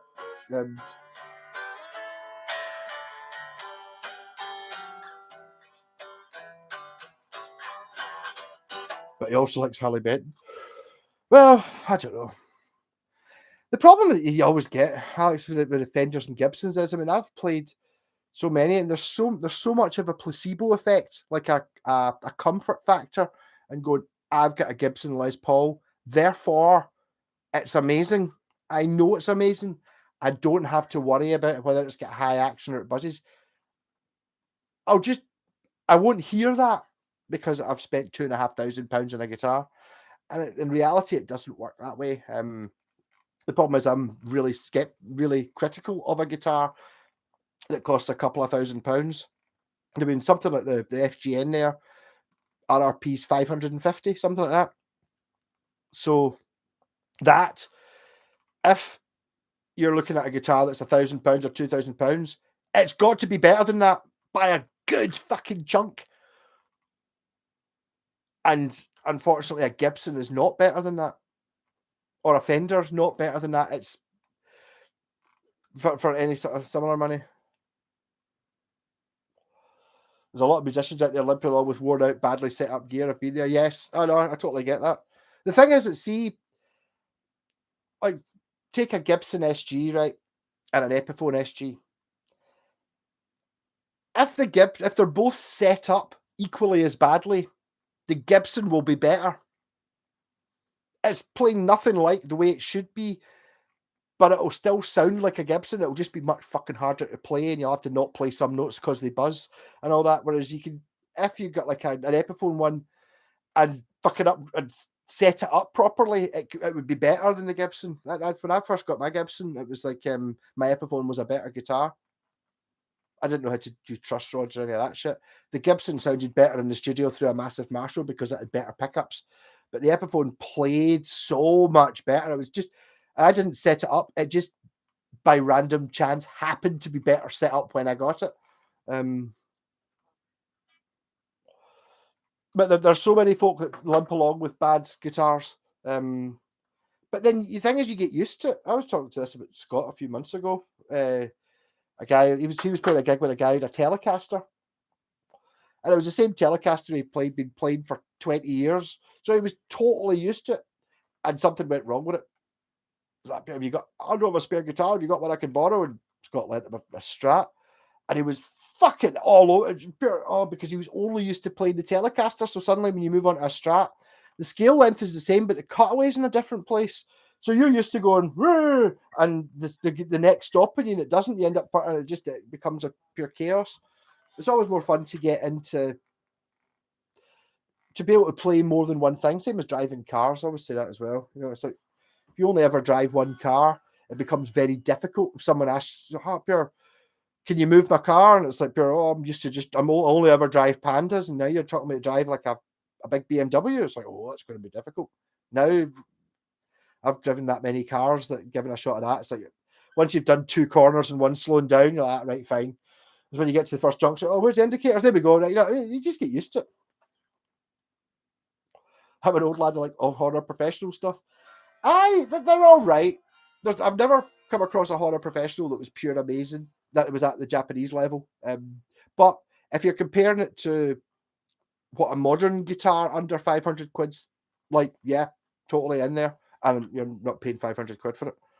But it's just that when you get up to, these, you start ending up going, right, what's the difference between this and a fucking Gibson or a American Fender? And it's like, if either of those two are better, they're that much better. Just purely looking at it mechanically, as in ticking boxes and measurements and accuracy, sound, all that stuff. Nothing to do with soul or Jimmy Page didn't play one of these. All these things. I've not really come across a horror professional that I've kept, to be honest. They have a Honor Pro that's a copy of the Washburn behind you. Again, Honor might be. I wonder who that's made by. Don't know. That was the guitar of the early 80s, though. That's not an original design fully, though. There's a guitar called an Odyssey from Canada, which basically that's a copy of. Like, it has to be a copy of it. There's like mid-70s. That's 77 they started making them. So, but I mean, there's lots of guitars that kind of look like that. The difference being, obviously, your Honor Pro one, although it might look a little bit with that is like an inch thick rosewood top on that. And it's like, look at the neck on it. It's like, it's a 5-piece neck through and ebony, and it's got brass inlays, and you can get like a wooden truss rod cover and a wooden cavity cover. It's it's the lot. It's the total Rolls Royce of guitars, which I should be playing just now instead of playing this. But yeah, this is the one that if you're going to show someone going up here, oh no, I don't believe any of your guitars as good as the Gibson. Honestly, I've never shown someone this, and you're just going to go out here, right? On you go into guitar, or whatever the guitar shop is. Find the most expensive Gibson Les Paul. The most expensive one. Fuck it, 12 grand. Aye, okay, right. Play that, right. Have a shot at that. Which one's better? And you can see them going.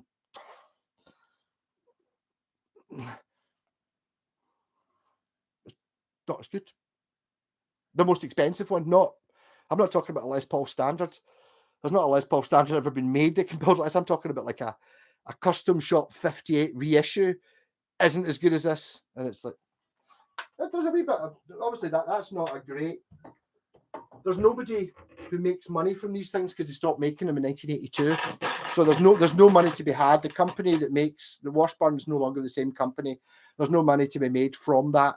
Therefore, and who cares that John Fogerty played one of them, and Manny from Nazareth, and Andy Summers from the Police, and fucking Nancy Wilson, and they didn't play versions of that. They played that one.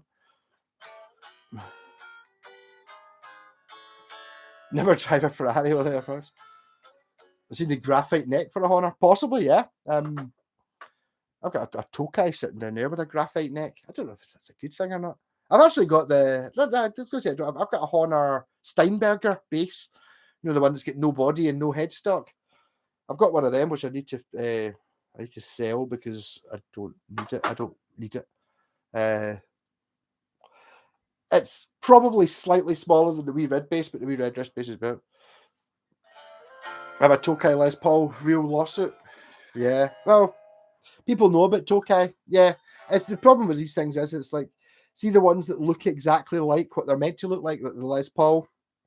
It's a Les Paul, so that isn't a Les Paul. That's something else. Jimmy Page didn't play that. He did play the Les Paul. I don't really know that much Tokai. People generally tend to know about them. Whereas you can buy this, a guitar made by the same people at the same time to the same quality, but isn't Les Paul shaped for a quarter of the price, a tenth of the price, and you're getting the same guitar, but it's not it doesn't look like a Les Paul kind of thing. So I kind of generally tend to go for them. Same with the Yamaha SGs. They were always expensive, not doubting that they're fucking amazing, but you're not picking one up for a couple hundred, 500 quid. You know what I mean? They're expensive. A sort of a Honor Pro LP. Again, it comes down to, I'm not really sure, but the Honor Professional series, the Honor didn't make guitars, right? A lot of companies didn't. Ibanez don't make guitars. Ibanez don't have a factory. Ibanez use Fujigen for a few of the guitars on that wall to make, they contract them out. They don't actually make their own guitars.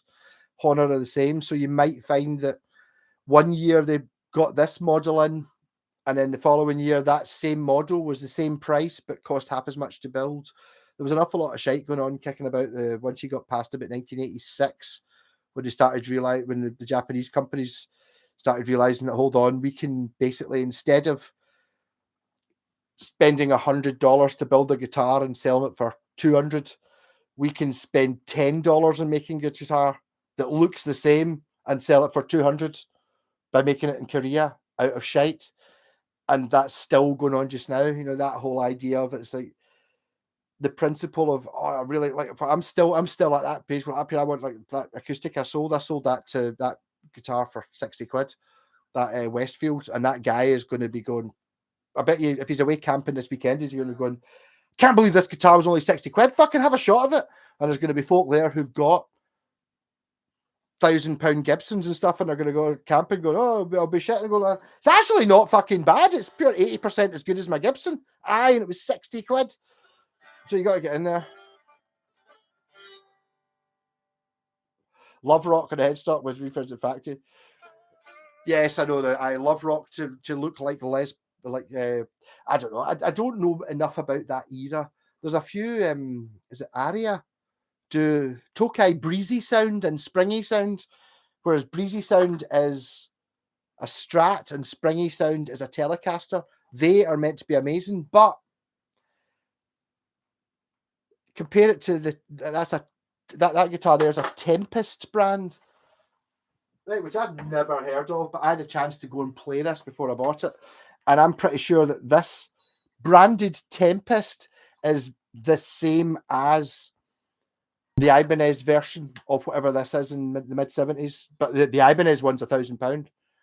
But this is made in the same factory at the same time with all the same bits. It's just it wasn't bought by Ibanez; it was bought by Tempest.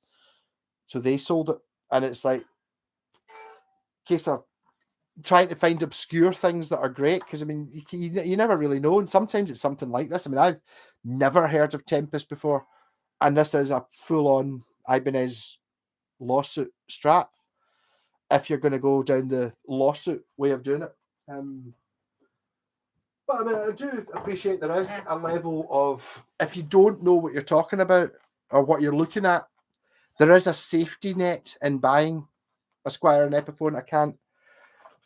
I'm not doubting that. There is, because even comparing it to your Yamaha Pacificas or something like that, I think Yamaha Pacificas aren't that cheap anymore. We're like 200 quid for the cheapest one, something like that. Yes. I mean, there's no way that a £200 Squier Classic Vibe or whatever it is can compete with a Yamaha Pacifica at the same price. It's nothing like as good. It's nothing like as good. But if you buy the Yamaha and then a month later or 6 months later try and sell it, you'll get half the money back. Whereas on the Squier, you'll get most of the money back. It's the same thing as you get something like that. The people who bought a Washburn Falcon, back in those days, you didn't have internet ads and photos. You had to go into the shop and try it. So certain people are going to go into the shop going, I want a Gibson Les Paul. And they're going to see the Washburn and they're going to have a shot of it. And they're kind of broadly round about the same price to buy a Gibson, like a 1980 Gibson Les Paul or a 1980 Washburn Falcon. The Washburn's 3 times as good, straight up, right? It is. It's still 3 times as good as a 1980 Les Paul. They both kind of cost the same, but the Gibson Les Paul is worth 3 or 4 times as much as it now because people want a Gibson. They don't want a Washburn. Who's Washburn? Jimmy Page didn't play a Washburn. Oh, I was a kid. There was no such thing as a usable cheap guitar. No, not really. I think I would do to. Oh, you've got it. It's a Honor B2A. Is to wax pot the pickups. They're pretty microphonic. Might replace them with guitar blade humbuckers. See, I don't know. I mean, if yours got the, I didn't realize you had the same one as me. It's the B2A I've got. It's got EMG Select pickups in it. But the thing is, it's got like a preamp boost in it. So see, when it's on without the boost on, it's so quiet you can't hear it. See, when you put the boost on, it does quadruple the volume, but it still comes in at somewhere between a half and 2/3 of the volume of a normal bass. So there's I think there's something wrong with mine. Oh. That's a white stick. What Porsche to drive? My girl said, don't buy more guitars, please. So I bought a Porsche last week. Came in Escort. I keep the old hobbies. Yeah.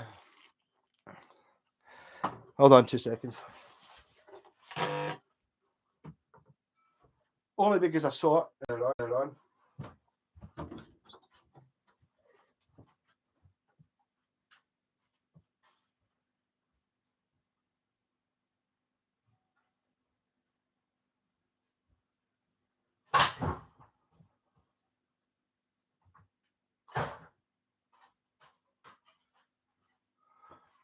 Well, that's that broken, whatever that plastic box was posted on. There's a Honor B2A. Aye, so headless, I tell you, bodyless guitar humbucker pickups. It does. I mean, it works. It stays in tune really well, and it's really small, and it's really good. See, when you're playing it in the car, because there's no body, it doesn't hit off the door, so you can sort of sit in the driving seat if you're in the UK. Obviously, on the American, you'd be sitting on that side. You can stick the neck out the window, but I mean, it's a proper bass.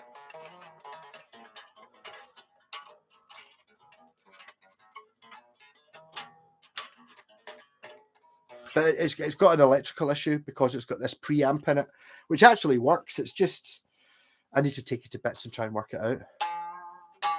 But so it's got a Steinberger bridge on it. It does say licensed by Steinberger, and it's got this amazing thing on it, which all Flying V should have. The thing is, see when you're playing a Flying V sit down, you just click, there you go, it sits without the strap, it sits on your leg perfectly because it's got this lever thing. So this lever thing, if you've got a Flying V and you can get a hold of one of the levers, go for it. I maybe I should be using it a bit more. I mean, it's actually smaller than the wee red bass. It's kind of the same size. It's just, I mean, I'm not saying it's pretty.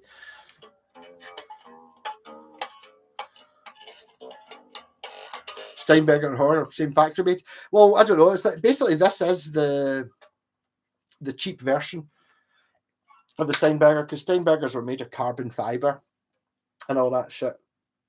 You know, handmade. They didn't at the time. It wasn't really common to have, you know, like a Squire version or an Epiphone version of your expensive guitars. People didn't really do that. Whereas that is the only way you could get one. In some ways, I've heard they're just as good as the Steinbergers. I've got a problem with that type of body is not for playing funk wood slap level 42. I don't know. It kind of sort of is. I don't know. There's something about it. I always remember the Armenia earthquake disaster. Dave Gilmore is up playing Run Like Hell, and the bass player's playing one of these, and it's like it's a look. I'll give it that. It is a look, but it's kind of one of those things where you go, can it be done? It can be done. Okay. Is this really what you see yourself playing? And it's like, to be honest, no, it's not. It's not what I want. So, how are you getting on with the Scalextrics? I'm going mental on the Scalextrics. I've started applying some of my guitar wiring technology to Scalextric, so I've now got like old cars that I've got fucking digitally upgraded. I've got my Porsche 962 has blue laser headlights on it, and it now runs on a digital track, which means you can change lane and all that stuff. Scalextrics is a scary thing that makes you go a bit mental. I have to do a video. I just need to edit all together to try and get a bit exciting. I've got videos of about 10 different tracks that me and my pals have built. So maybe just like having a 30 seconds of each one all stuck together with a bit of talking, maybe do a proper Scalextrics video. I don't want to. It's very difficult to make a Scalextric video entertaining though. So that's why I'm thinking just checking it out. Sitting in the driver's seat playing bass, accused of driving. No, me. I'm driving at the same time, yes. I'm just talking about the one time I met my pal Ivor at the Asda car park because we were going somewhere. He was picking me up to go to a gig, and I was like up here sitting and playing the bass. I'm like, this is fucking great. Scalextric's forever fun, no matter it. You know, when you get older, it gets more. It gets more. It's far better than when you're a kid. When you're a kid, Scalextrics is pretty cool, but doesn't really work.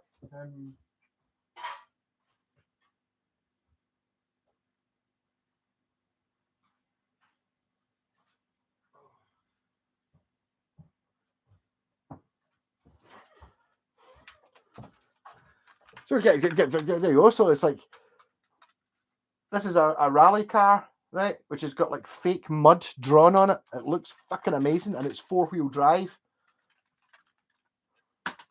This is the Porsche that I had when I was in 1992, which I've now put new tires on. But this one has like a magnet in the bottom. It's got working brake lights and headlights.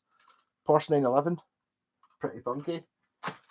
This is my pal. This is the Starsky and Hutch car, which is a big floaty boat of a car. But actually, that wheel has come off.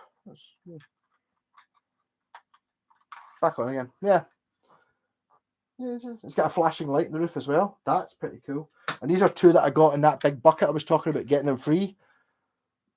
With another Porsche 11, but this one, the 911, but this one didn't have headlights, and I put fucking green lasers in the lens, so it's like total burn your eyeballs out green lasers on that. That's fun. And this is my main car, which is it's got blue light bulbs, and this one is actually digital connected. I just took a digital chip and put in it. Yeah, there's so much fun to be had with Scalextrics, and it's kind of worth it. If there's any inkling you've got of maybe giving it a shot, just have a look on Gumtree or Fate or whatever it is that's closest, and try and buy a set for probably not the cheapest set you can buy, but try and buy one that's got like four or five cars and a couple of sets stuck together. You're probably talking 30 or 40 quid for that, and you'll be fucking hooked. It's amazing. As long as you've got one car that works,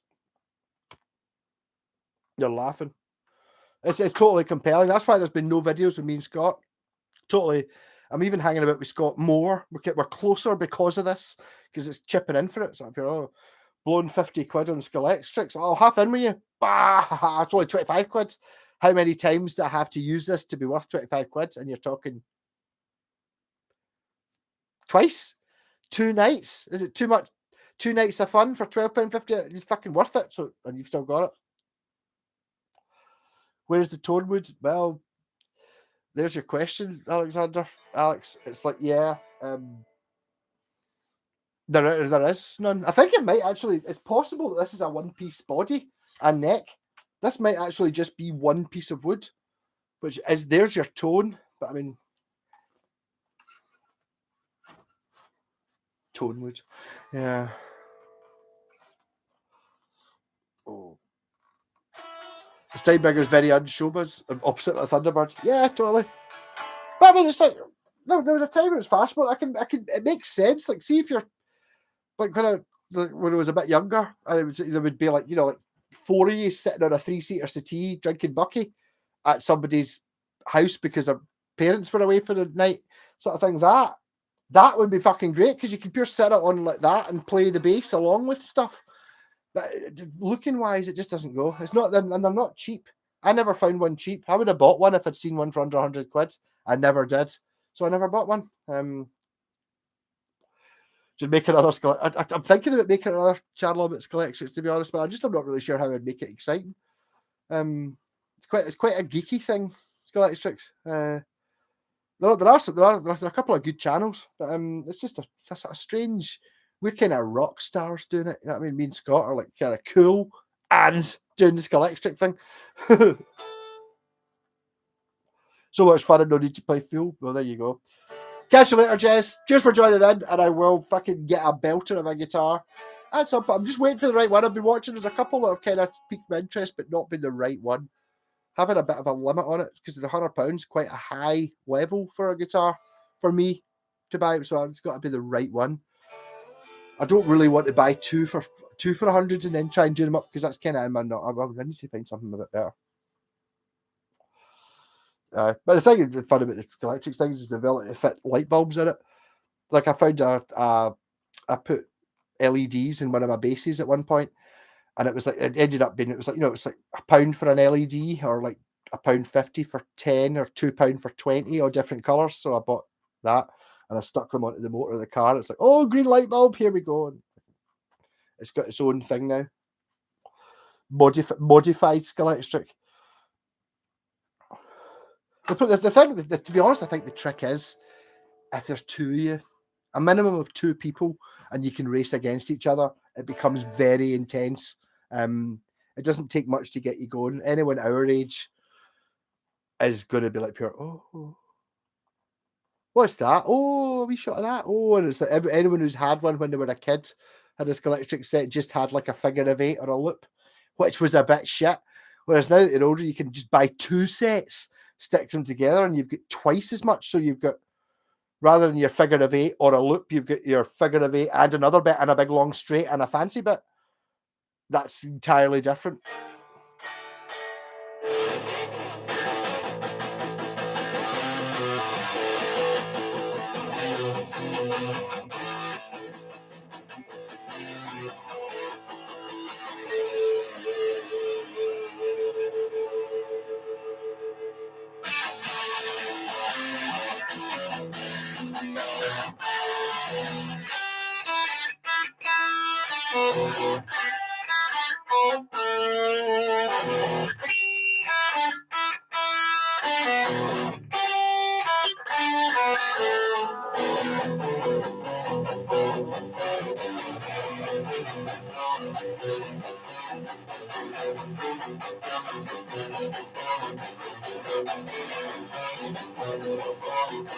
Paint on the radio, pictures on the TV, night out lady killers, maybe not a human being. Here we are all sitting all in one place, maybe not a human zoo. Night, kill.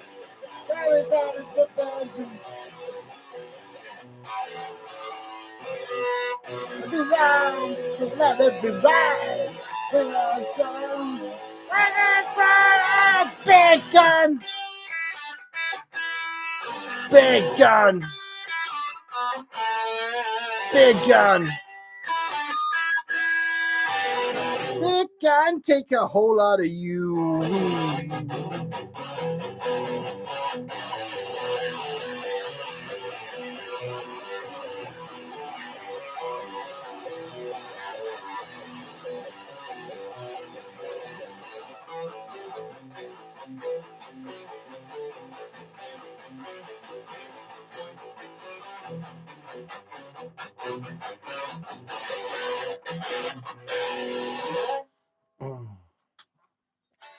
Early 90s, living in Germany, bought a Porsche box, not Scalextrics. This was cheaper, but the cars had lights.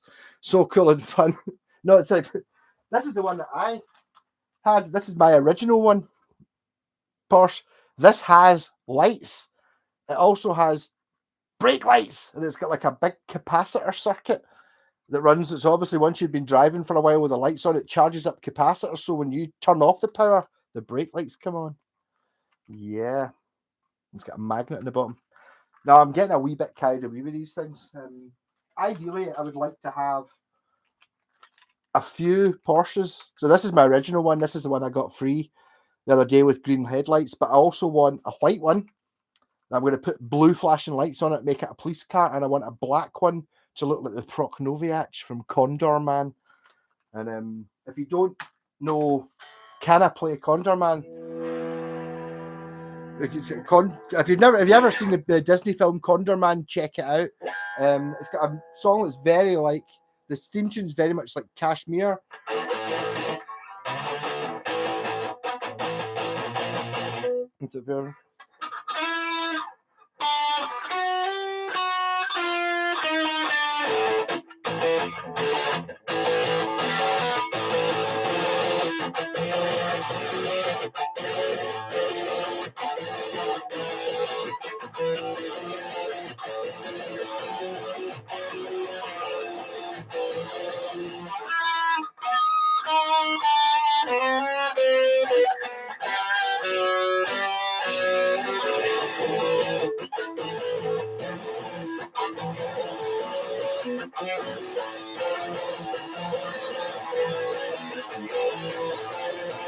That's not Kashmir. There it goes.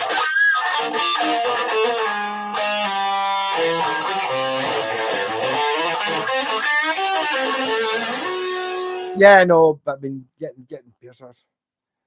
I've got a cop car. You're not getting it. Alex, I know you. I saw you said to me, what you need to do, Alex. So, but I don't want your Scalextrics. But join in. Come over and join in. It's like, see, modern stuff. You can now get 4 cars on the 2 tracks. Yeah. But I mean, I've got enough to do a 4-lane setup in old track. But I mean, yeah, come over and we'll get a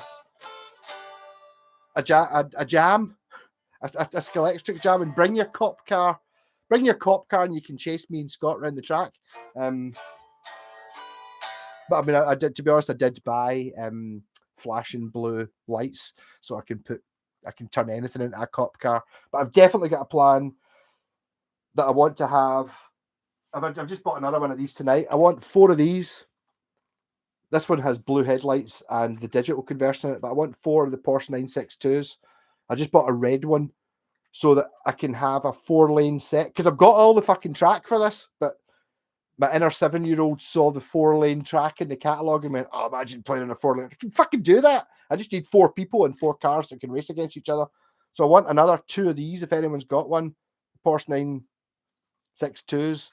And I've already got 2 911s, but as I said, I want a white one for to turn into a police car, and I want the black one, and I'm going to mirror the windows and make it like the Proknoviach from Condor Man.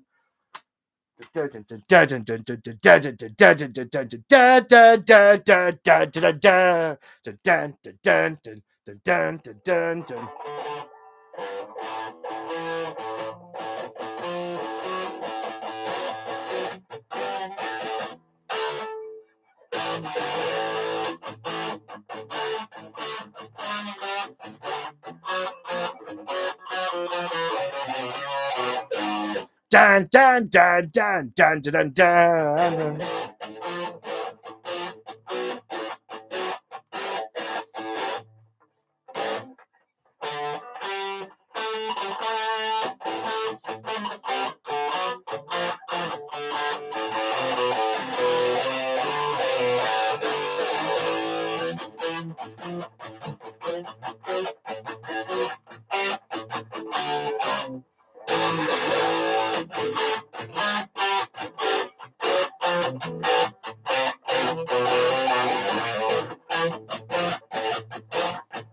I want to watch Condor Man. Fuck it. It's amazing. If you've never heard it, watch it. It's what's the guy's name? Frank Spencer from Some Others Do Have Him. Michael Bannerman, Michael Bradley, whoever he is Condor Man, and Oliver Reed is the baddie in it, and it's a cheesy, super cheesy Disney film, but really good. I don't think it's on Disney Plus. I was really Condor Man, not Condon Man. Condom Man. Yeah, that's a different film, Joachim. I've not seen that film. That's not the one that's got the Proknoviach. Honestly, it's like maybe. This goes back to when I was a kid. There used to be a thing that was on TV when we had our first video recorder called Disney Time, and it was like a 15-minute thing, and it just showed you clips. It was Cilla Black was introducing clips from different Disney films and cartoons, and Condor Man was in it. Michael Crawford, Alex Gardner, yeah, it was Michael Crawford, as Condor Man, and maybe it's just a film of. No, I remember my wee brother bought the DVD about 20 years ago and watching it and going, "Oh, Condor Man, I remember that as a kid. It was awesome. I bet you it's not now," and watching it and just been the whole way through it going, "Yes! That's that, yeah, why are the films not like this anymore? Why it's like it's like Commando or something, apart from without the violence. Condor Man, yeah." But it's really it's a comedy, sort of. But I mean, it's like if you could put it up against something like Ant-Man, that's miles better. But it's the same. It's that kind of it's a superhero film. I think he's a comic book character, Condor Man, and it's like he's like fucking some spy thriller thing, and they've got the Proknoviach trying to hunt them down. He's in like my favorite bit. The bit from the film, they're kind of in the mountains in France or something, going up the Alps, and they're in like an old truck, him and the bird. And then the Proknoviach turn up, and they've like, I think it's 6 Porsche 911s, all black with mirrored out windows, hunting them down. So he's like, "Up here, watch this," and it's they sink down inside this truck, and then out the bottom comes the Condor Man car, which is like kind of not dissimilarly shaped to that, but yellow with a condor on the front. And then he starts doing that, and he's got lasers that come out the back, shooting at the Proknoviach. It's fucking great. It's awesome. Watch Condor Man. If you haven't seen it since you were a kid, and I bet some of you did have seen it and are going, "This is kind of ringing a bell." Watch that though.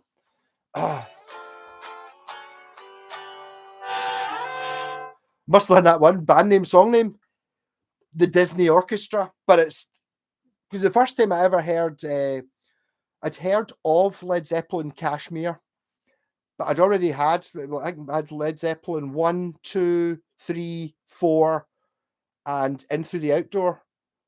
And I'd heard about this song Kashmir. I'd heard about it, and I got remaster CD which had Kashmir on it. I put it on, and it was Condor Man. It's fucking Condor. Obviously they stole it, but it's not exactly the same, but it's got that dun dun dun dun dun dun dun dun dun dun thing, and a dun dun dun dun dun dun dun. Check it out, Condor Man car chase. YouTube it right now. No band, just the theme tune, but fucking amazing. Yeah, I'm off as well. Thanks everyone for joining in. Cheers if you haven't liked and subscribed. Give me a like and a subscribe. Loads of shit coming during the week. I have no idea. Just work my way through the usual, make it up as I go along, see what happens. But cheers everyone, and good night, and I love you all.